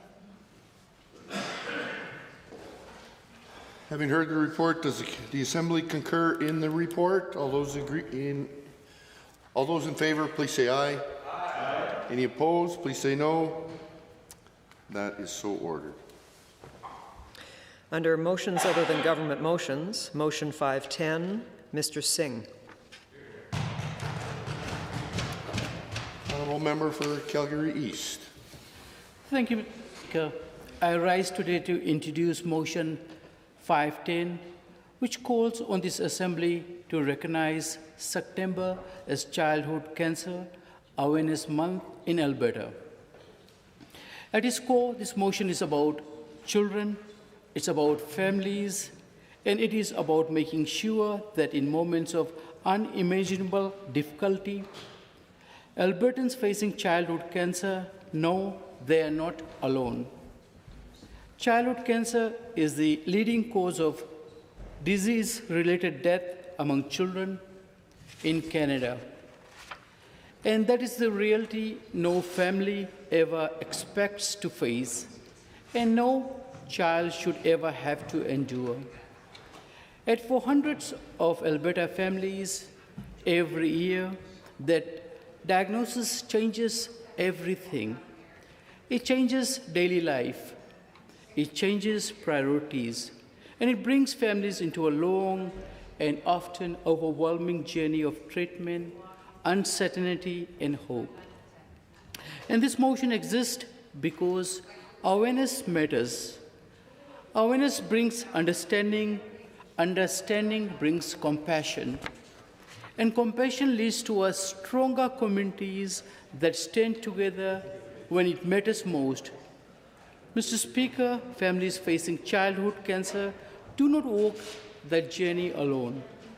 They rely on the strength of relatives, friends, schools, neighbors, and entire communities to help carry the emotional, physical, financial weight that comes with diagnosis and treatment. Support networks are not option in these moments. They are essential. Recognizing Childhood Cancer Awareness Month is a way for Alberta to formally acknowledge those families, to show them that their struggle is seen, and to reinforce the importance of collective support. Most Albertans will never need pediatric oncology services, but nearly every Albertan knows a child, a parent, a classmate, or a family who has been affected by childhood cancer. This motion brings that reality into the public conversation in a respectful and meaningful way. Mr. Speaker, September has been recognized globally as Childhood Cancer Awareness Month since 1990. For more than 3 decades, this month has served as a shared moment across countries, communities, and cultures to focus attention on the unique challenges faced by children with cancer and the families who support them. Recognizing September provincially would allow Alberta to align with those global efforts. It creates a consistent time each year for awareness, education, and solidarity. It ensures that Alberta is part of a wider conversation while responding in a way that reflects local needs and values. Importantly, this motion builds on the work that is already happening in our province. Many Alberta communities are already making September as Childhood Cancer Awareness Month. Communities such as Red Deer, Airdrie, Calgary, and Edmonton have shown leadership through local recognition, municipalities' proclamations, community initiatives, and awareness in activities. And Motion 510 does not replace those efforts. It strengthens them by extending recognitions to the provincial level. That matters because when the province stands alongside communities, the message is louder, clear, and more consistent. Mr. Speaker, Alberta is home to world-class cancer centers, including specialized centers that support children and families during some of the most difficult moments of their lives. In Calgary, the Arthur J. Child Comprehensive Cancer Center stands as a symbol of innovation, compassion, and excellence in cancer center. In Edmonton, the Story Children's Hospital has been recognized for its expertise in pediatric oncology and its commitment to family-centered care. Across the province, healthcare professionals, researchers, and support staff work tirelessly to treat childhood cancer and support families throughout the journey. their work deserves recognition, and awareness efforts help ensure that the vital role they play is better understood and supported by the public. Mr. Speaker, it is important to be clear about what this motion does and does not. Motion 510 is about recognition and awareness. It does not create new programs. It does not mandate spending. It does not require new legislation beyond the recognition itself. Its value lies in visibility, education, and community support. Sometimes recognition is a powerful first step. By formally recognizing Childhood Cancer Awareness Month, this Assembly affirms that the experiences of children with cancer and their family matters to all Albertans. It helps reduce isolation, it encourages openness and understanding, and it reinforces the idea that families facing childhood cancer are supported not just by the healthcare system, but by their province. Mr. Speaker, awareness also supports advocacy. It creates space for conversations about research, treatment advances, and the importance of continued progress in pediatric cancer center. While this motion does not address policy or funding directly, it helps ensure those conversations continue in an informed and compassionate way. It also sends a message to children who are fighting cancer right now, a message that their courage is recognized and that their province stands with them. To parents, it sends reassurance that their struggle is understood and respected. And to siblings, classmates, and teachers, it helps explain a journey that can often be difficult to talk about or understand. Mr. Speaker, this motion reflects values that Albertans share. We value community, we value compassion, and we value in supporting families during their most challenging moments. Recognizing Childhood Cancer Awareness Month is a practical and meaningful way to live those values. It also reflects Alberta's commitment to aligning local action with global awareness while responding to the specific realities of our community. When awareness is consistent and coordinated, its impact is stronger. Mr. Speaker, Motion 510 was brought forward to ensure that childhood cancer awareness receives the recognition it deserves. It is a respectful and thoughtful initiative that reflects widespread support across Alberta communities. It's about children, it's about families, and it is about using the voice of this Assembly to bring attention, understanding, and support to those facing childhood cancer. Mr. Speaker, recognizing September as Childhood Cancer Awareness Month will not solve every challenge families face, but it will send an important message, a message that Alberta is paying attention, a message that families are supported, and a message that compassion remains at the heart of our communities. For this reason, I'm proud to support Motion 510 and encourage all members of this Assembly to do the same. Thank you, Mr. Speaker. The member for Edmonton Riverview. Thank you, Mr. Speaker, and it's my pleasure to also speak to the honourable member's motion 510 that he just motivated. And it's a relatively straightforward, pretty simple motion. It says they want the Legislative Assembly to recognize that cancer is the #1 disease-related cause of death of children in Canada. All families touched by childhood cancer need support from their neighbours, teachers, and community.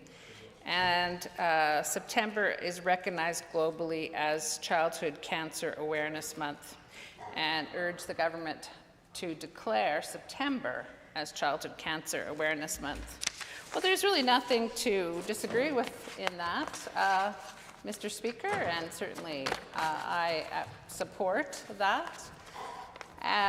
But we know there are things that are of significant challenge in our province regarding cancer care.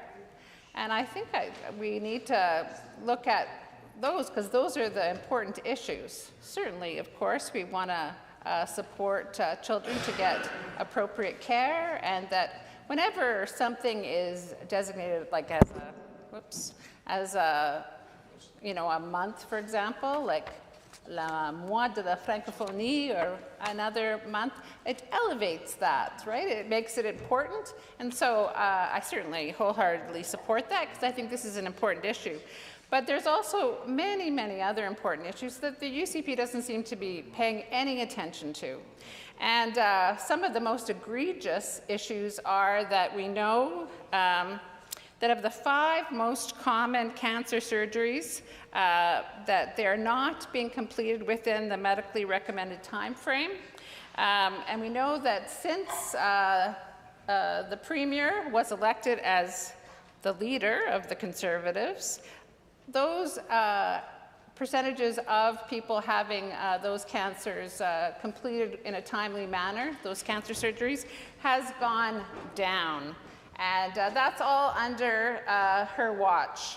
So, I mean, this is a significant issue. It's gone down like 17%. And so that's a thing to be very concerned about. So, I would welcome that the members on the other side to bring forward member statements about that we do have timely care for people who are diagnosed with cancer.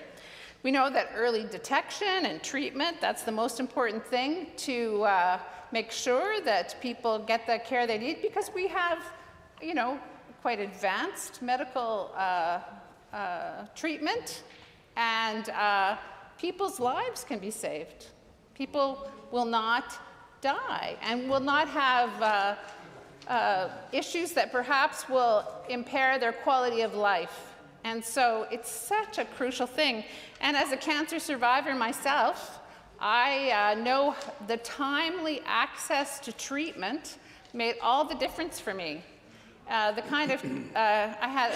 was diagnosed with leukemia in 2018, and it was a type of leukemia that was very aggressive and very rare. Like only 2% of the population got this kind of leukemia, and they told me I was one of about 3 people in Alberta who had that kind of care, or that kind of leukemia.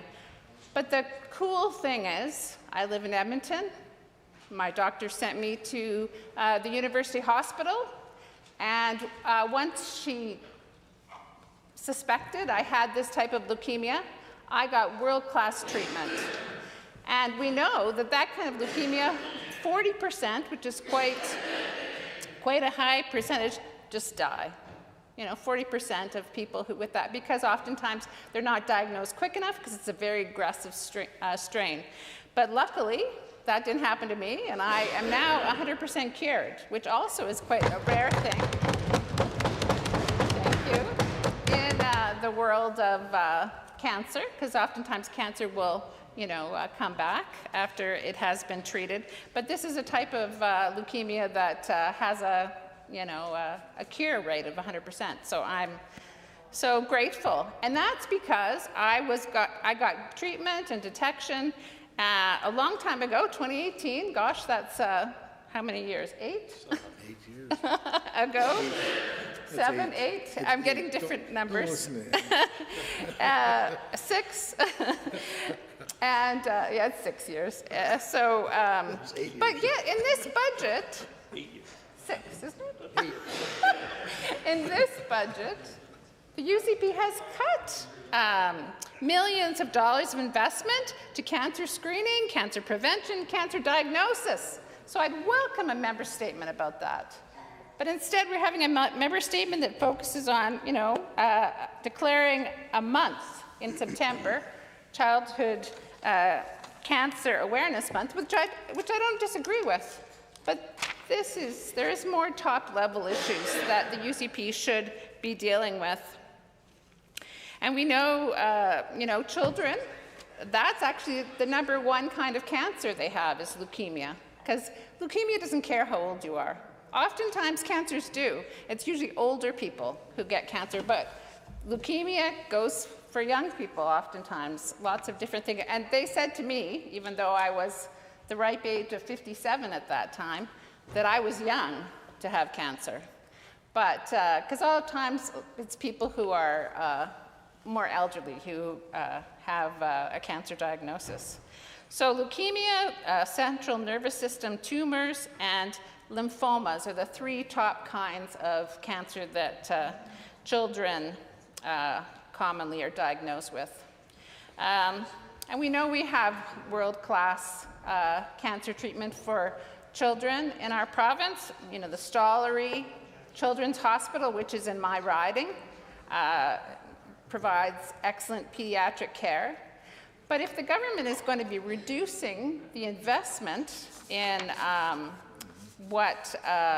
you know, this diagnosis and screening and prevention, then that's an issue, because we don't want to erode that. And we already know that surgeries for people with cancer, having them done within a timely manner, has gone down 17% since the Premier, just after the Premier was elected. It was January 2023.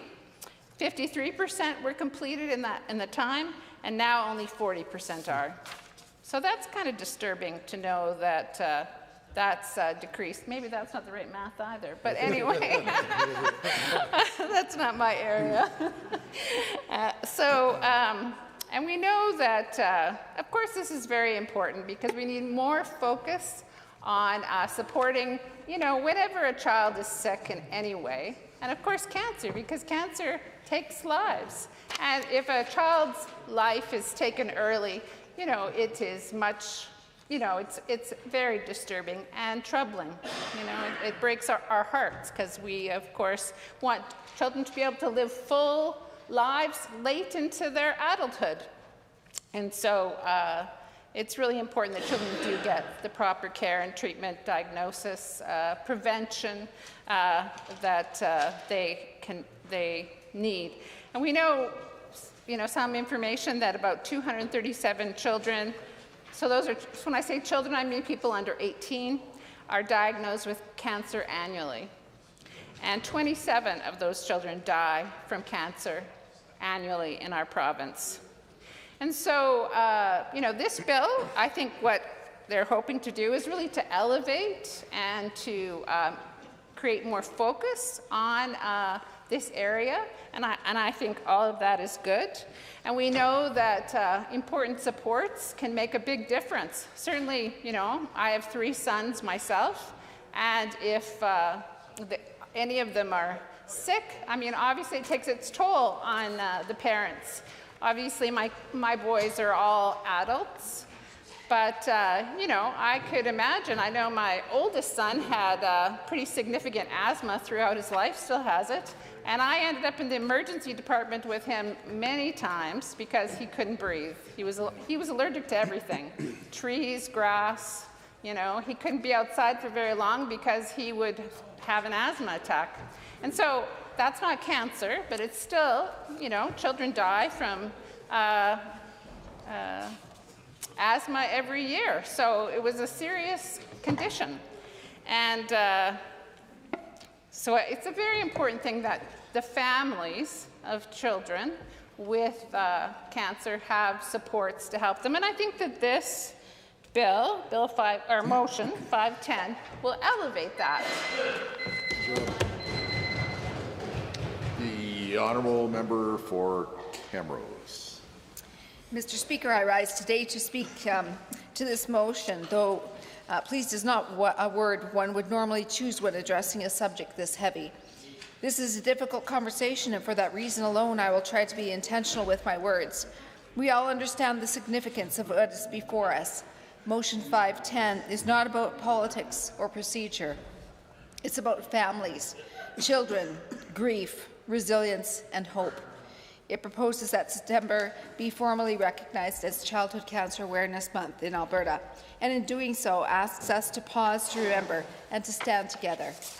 There are few losses in life as devastating as the loss of a child.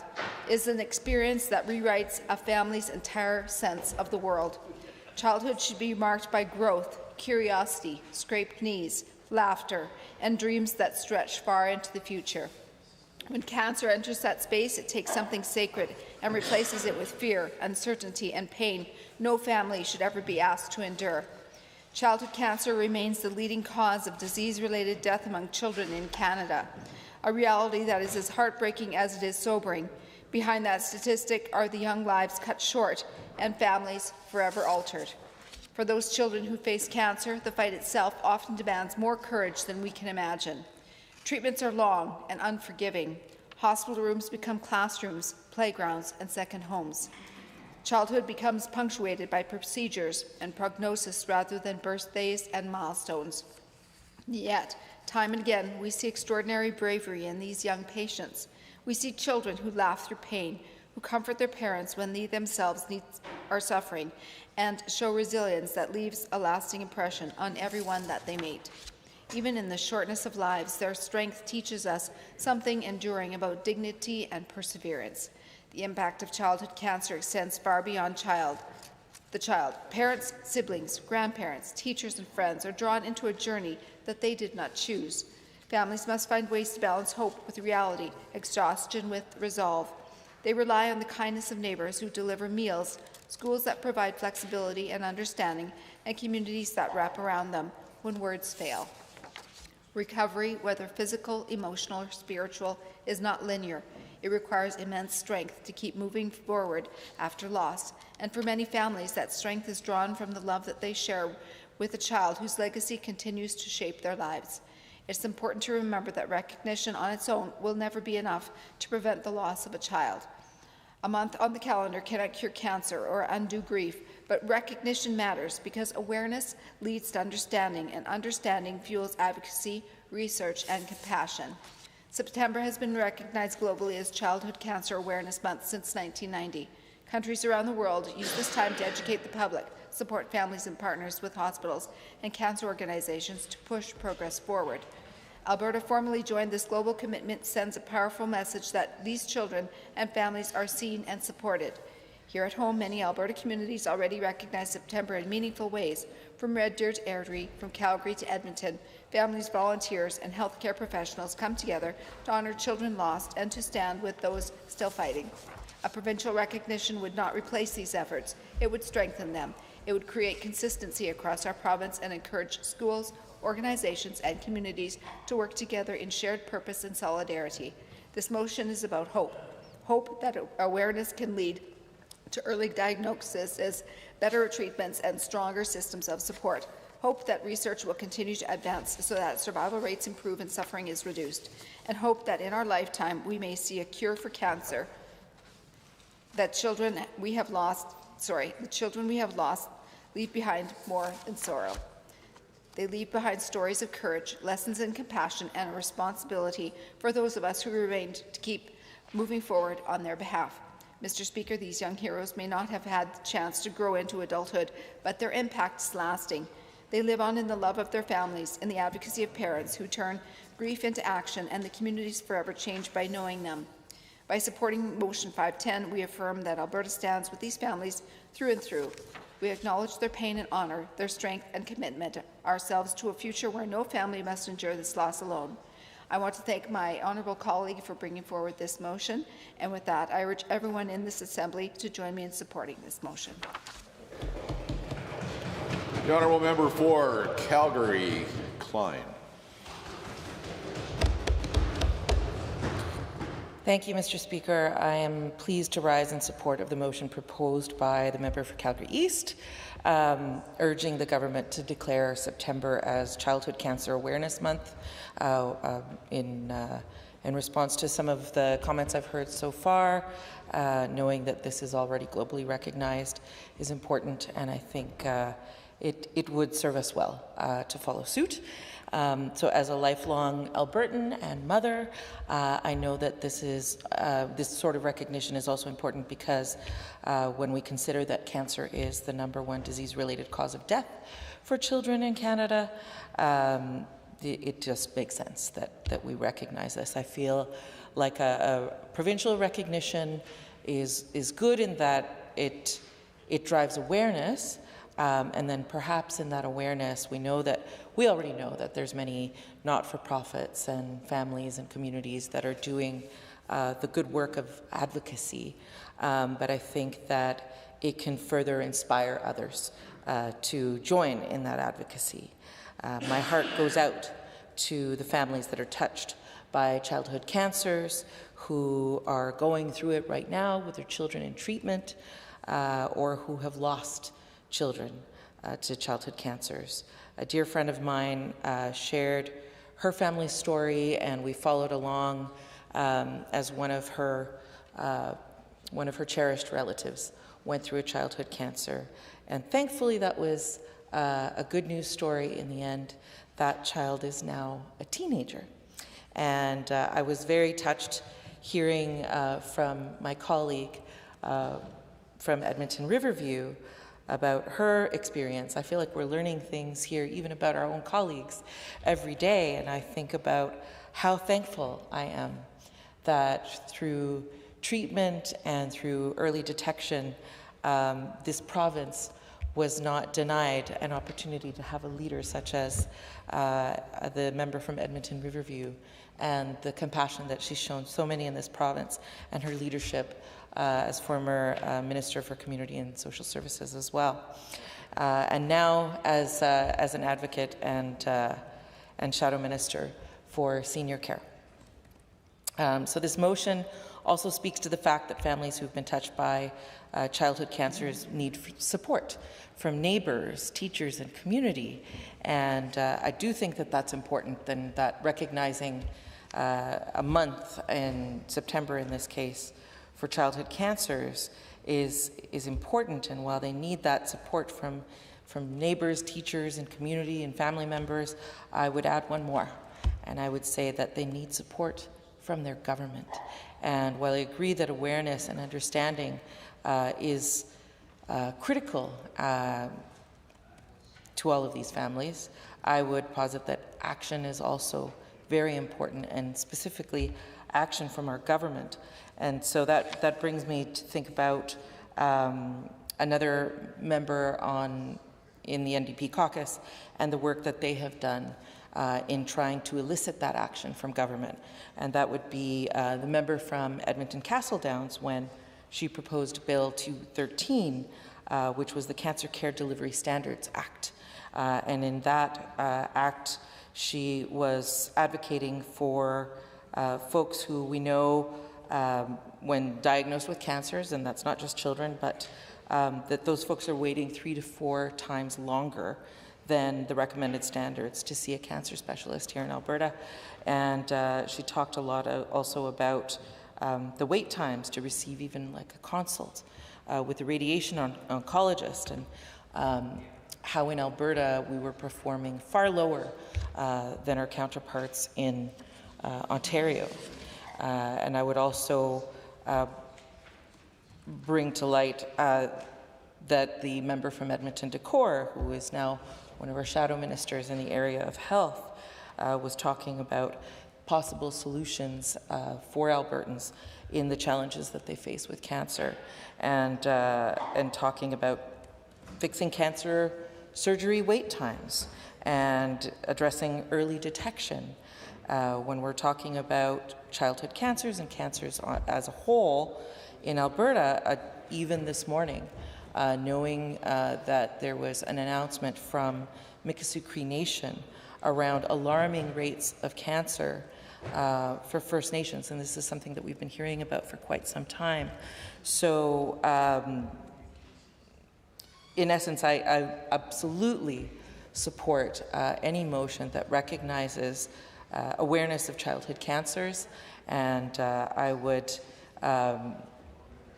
suggest to our fellow members that they also support this motion, of course, and that for anyone who's doing advocacy, when we hear about these awareness months and recognitions, which I know that this government has want to do, which is, a lovely sentiment, I would also recommend to anyone who's working in the advocacy spaces to take these months of awareness as an opportunity to advocate and to urge action from their governments, especially when we're talking about root causes and we're talking about something as big as healthcare in our province.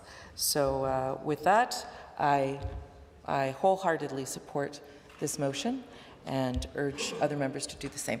Thanks. The honourable member for Calgary-Lahi. Thank you, Mr. Speaker. I'm honoured to rise today to speak in support of Motion 510, which seeks to designate the month of September as Childhood Cancer Awareness Month in Alberta. This motion is about recognition, compassion, and solidarity. It's about standing with children and families who face one of the most difficult journeys imaginable and ensuring their struggles, their strength, and their courage are seen and acknowledged across our province. Childhood cancer is the leading cause of disease-related death among children in Canada. While it's relatively rare compared to adult cancers, its impact is profound. Every diagnosis turns a family's world upside down. Childhood cancer does not just affect a child. It affects parents, siblings, grandparents, classmates, teachers, and entire communities. For families facing childhood cancer, the challenge is relentless. There are hospital stays that stretch for weeks or months. There are treatments that cause pain, exhaustion, and fear. There are parents juggling work, caregiving, and medical decisions they never imagined having to make. And there are children forced to grow up far too quickly as they endure experiences no child should ever have to face. In these moments, families rely not only on the healthcare system, but also on the strength of their relatives, schools, neighbours, and communities. Supports come in many forms, Mr. Speaker. In meals dropped off at the door, in rides to appointments, in classrooms that rally around a student, and in communities that refuse to let families face cancer alone. Motion 510 recognizes the importance of this collective support. September has been recognized globally as Childhood Cancer Awareness Month since 1990.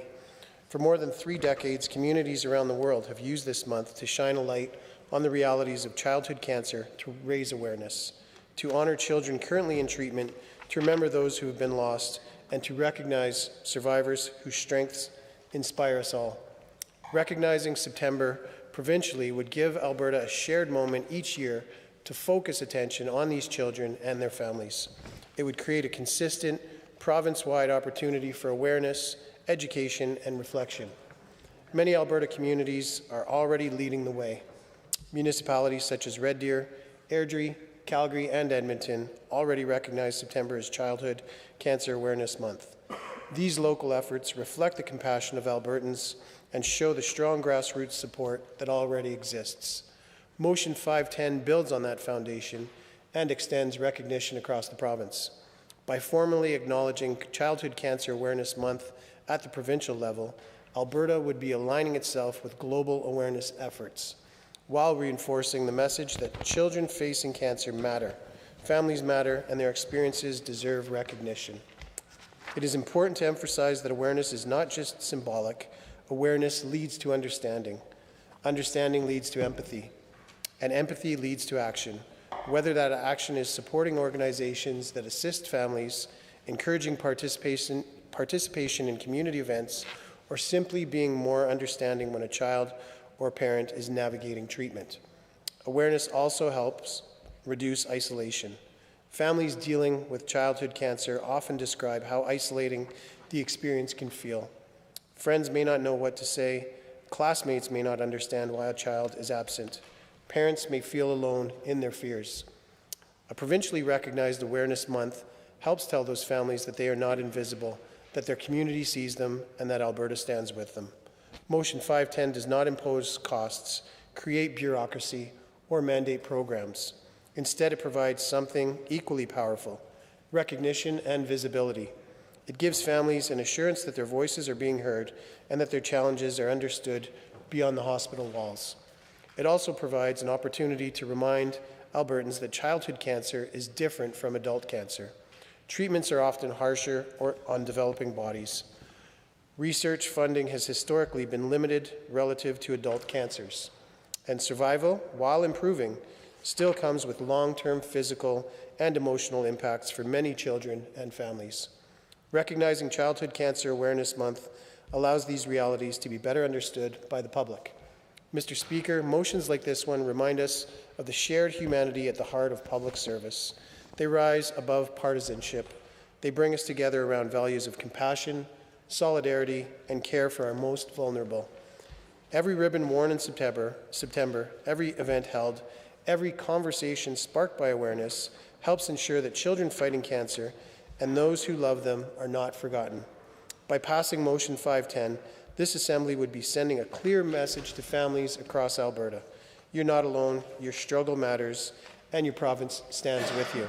I encourage all members of this House to support Motion 510 and to join Albertans across the province in recognizing September as Childhood Cancer Awareness Month. Thank you, Mr. Speaker. Honourable Member for Calgary Edgemont. Thank you, Mr. Speaker. I am in full support of the motion to recognize September as Childhood Cancer Awareness Month. Childhood cancer remains the leading disease-related cause of death for children in Canada. And in Alberta, about 237 children and youth are diagnosed each year. And sadly, 27 children die from the disease. Even if childhood cancer is relatively rare, for those families living through it, it changes everything. This recognition matters because children and families deserve compassion, support, and know that they are seen. But awareness is more than just a ribbon. It should mean understanding what the families are actually experiencing when they discover that their child is being diagnosed with cancer. It changes for that whole family. I have watched a friend go through this with a small child in kindergarten while balancing a toddler, watching her juggle that fear, her work, juggling the extra sibling and traveling for the treatment and the appointments and all those impossible decisions that a parent has to make. It's hard. So I appreciate that we are bringing awareness. Sorry, I'm wearing that Special Boys necklace that he did for a fundraiser later on, and to think of him right now. In many families, one parent ends up carrying all those roles as the organizer, the advocate, the scheduler. They're the emotional anchor for that whole family. And a lot of that labor is unpaid, and it's exhausting, and it's unseen, and it affects every part of a person's life. It impacts the home, the school. It impacts that child's school development. It impacts the family's finances and their work. It impacts the younger siblings and the older siblings and mental health. The community then needs to come around them with our teachers, our schools, and our classmates, because that's when community matters, right? Support cannot begin and end at the hospital. And strong community support can reduce isolation and help families feel less alone when they have to carry so much. But it's beyond, survival rates have improved over the last decade. And that progress is so important and must be acknowledged, and it must be celebrated. But as I said, awareness also has to include survivorship and what happens after treatment. Support cannot end when treatment ends. Many survivors live with long treatment effects. About 2/3 live with at least one chronic health condition, and about 1/3 of those conditions are severe or they're life-threatening. That means that there might be disability supports that are needed. They're not, they're a separate issue from childhood cancer, but they're still part of that survivorship. A survivor should not have to deal with the long-term effects of cancer while also worrying about the disability supports might be weaker, harder to navigate, or less secure in the few years. Our recognition also needs to equal our responsibility. Childhood cancer remains underfunded in research, receiving only 7% of the overall cancer research funding. So if we're serious about awareness, we should also be serious about better treatment and reducing long-term harm. Families facing a childhood cancer need healthcare systems that they can rely on, that are timely, they're specialized, they're coordinated, and that they're easy to navigate. Instead, right now, the UCP government has spent years breaking apart the old unified AHS model into separate sections and sectors and agencies. The government says it will improve coordination, But cancer care now sits under acute care Alberta, while primary care, mental health, and continuing care are handled in separate structures. Childhood cancer is not one isolated service. Families often need hospital care, diagnostics, mental health supports, rehabilitation, primary care follow-up, and long-term survivor support. When this government split those systems apart, more of the burden of navigating the care was pushed into families.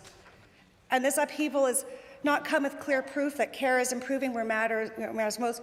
Alberta's own dashboard data shows timely cancer surgeries worsening from 53% of the 5 most common cancer surgeries completed within the medically recommended time frame in January of 2023 to 40% in January of 2026.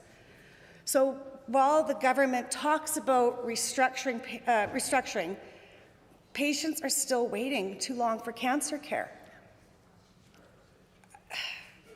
Prevention is...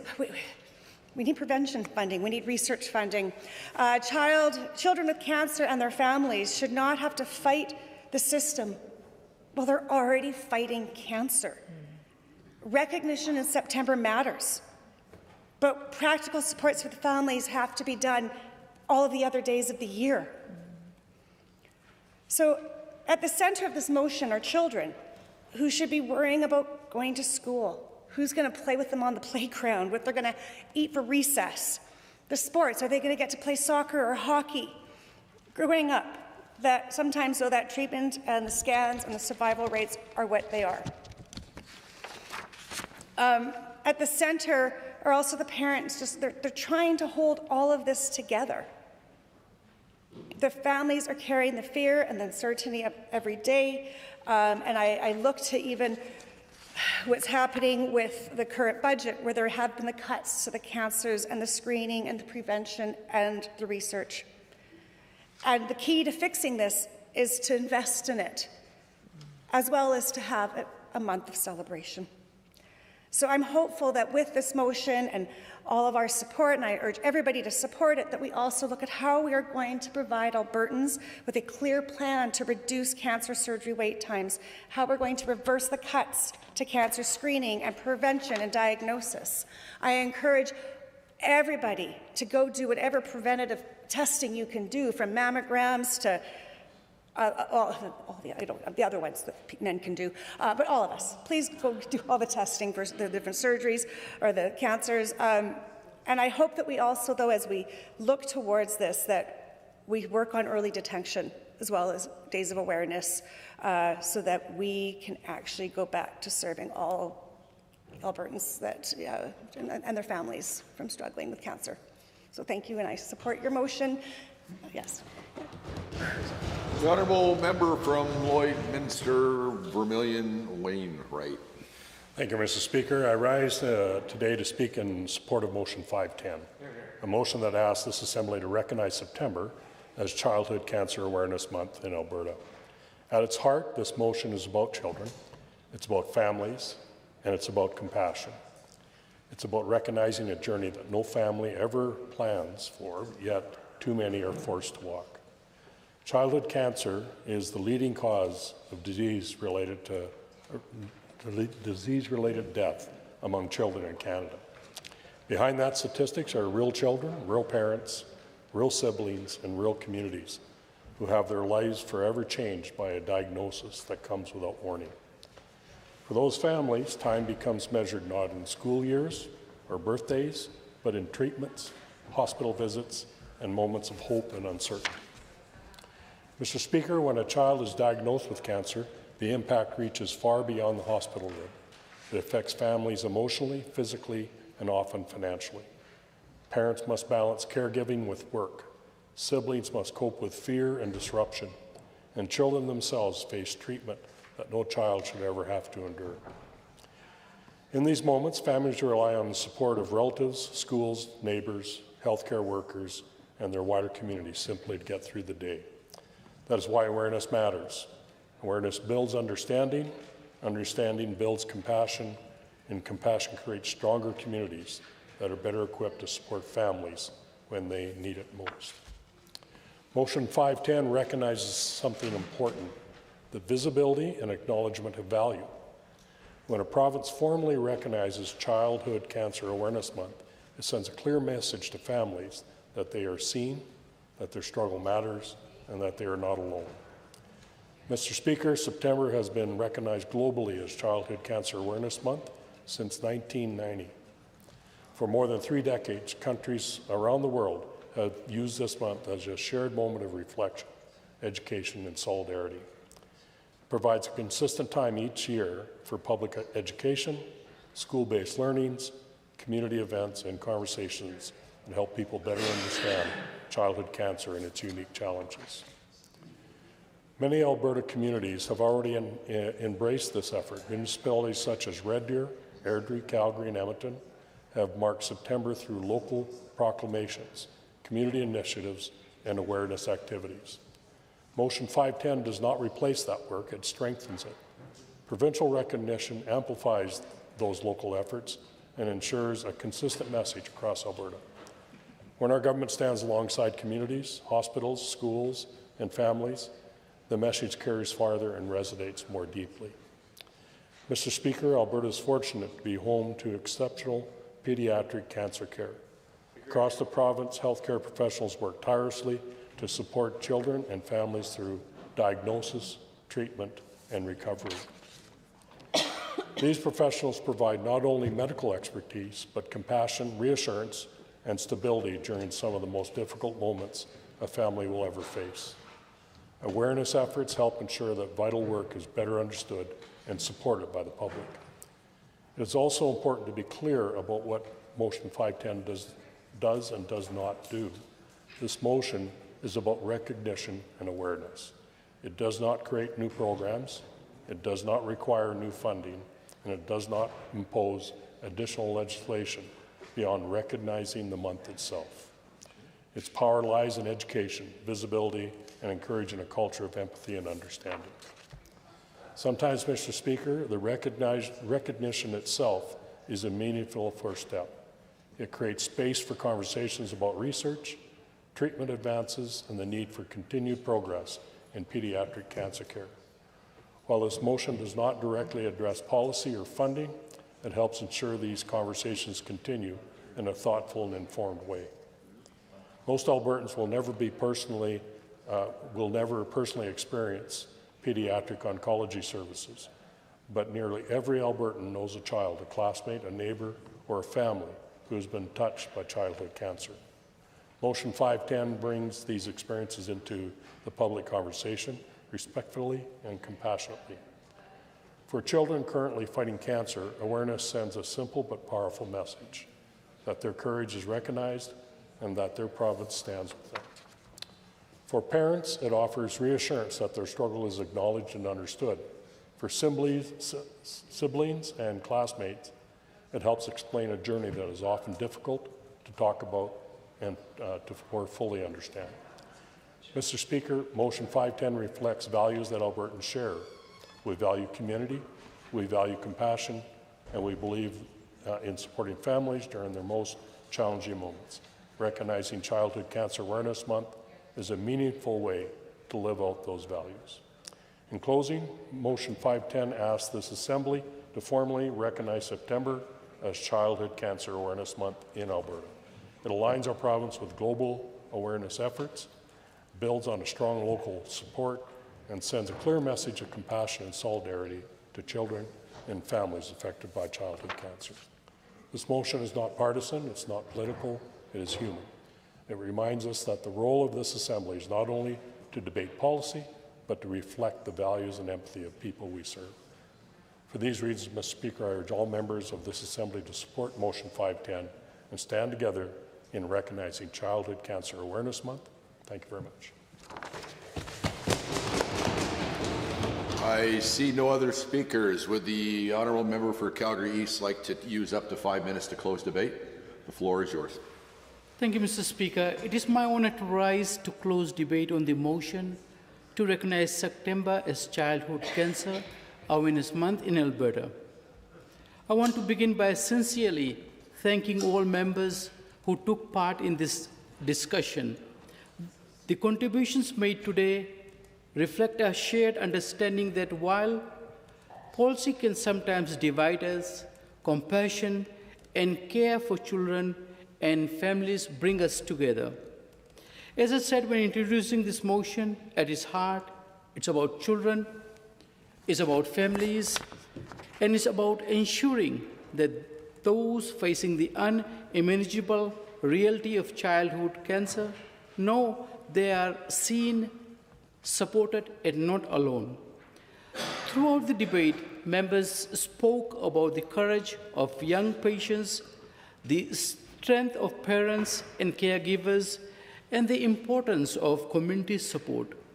And those reflections reinforce why recognition matters. For families living with childhood cancer, the journey does not pause when treatment ends for the day. It follows them home. It follows siblings to school. It reshapes family life in ways that are difficult to put into words. Recognizing Childhood Cancer Awareness Month is one meaningful way for this Assembly to acknowledge the reality. It gives space for understanding. It encourages compassion, and it reminds Albertans that behind every statistic is a child, a family, and a community doing their best in the face of extraordinary challenges. Mr. Speaker, this motion is modest in scope, but important in purpose. It does not create new programs or impose cost. Instead, it offers visibility, education, and it aligns Alberta with the global recognition that has existed for decades, while building on the work already been done by municipalities, organizations, healthcare professionals, and volunteers across our province. When recognition is consistent and public, it strengthens the impact of those efforts and sends a clear message of support. Mr. Speaker, motions such as this remind us of the important role this Assembly can play beyond legislation and budgets. They remind us that words matter, that recognition matters, and that using the voice of this Assembly to stand with families during this most difficult moment is both appropriate and meaningful. Childhood cancer may not affect every Albertan directly, but it touches enough families that awareness belongs in the public conversation. For those reasons, I respectfully ask all the members to support Motion 510, and I close debate. Thank you, Mr. Speaker. Honourable members, the member for Calgary East has closed debate on motion number 510. All those in favor of that motion, please now say aye. Aye. All those opposed, please now say no. That motion is carried.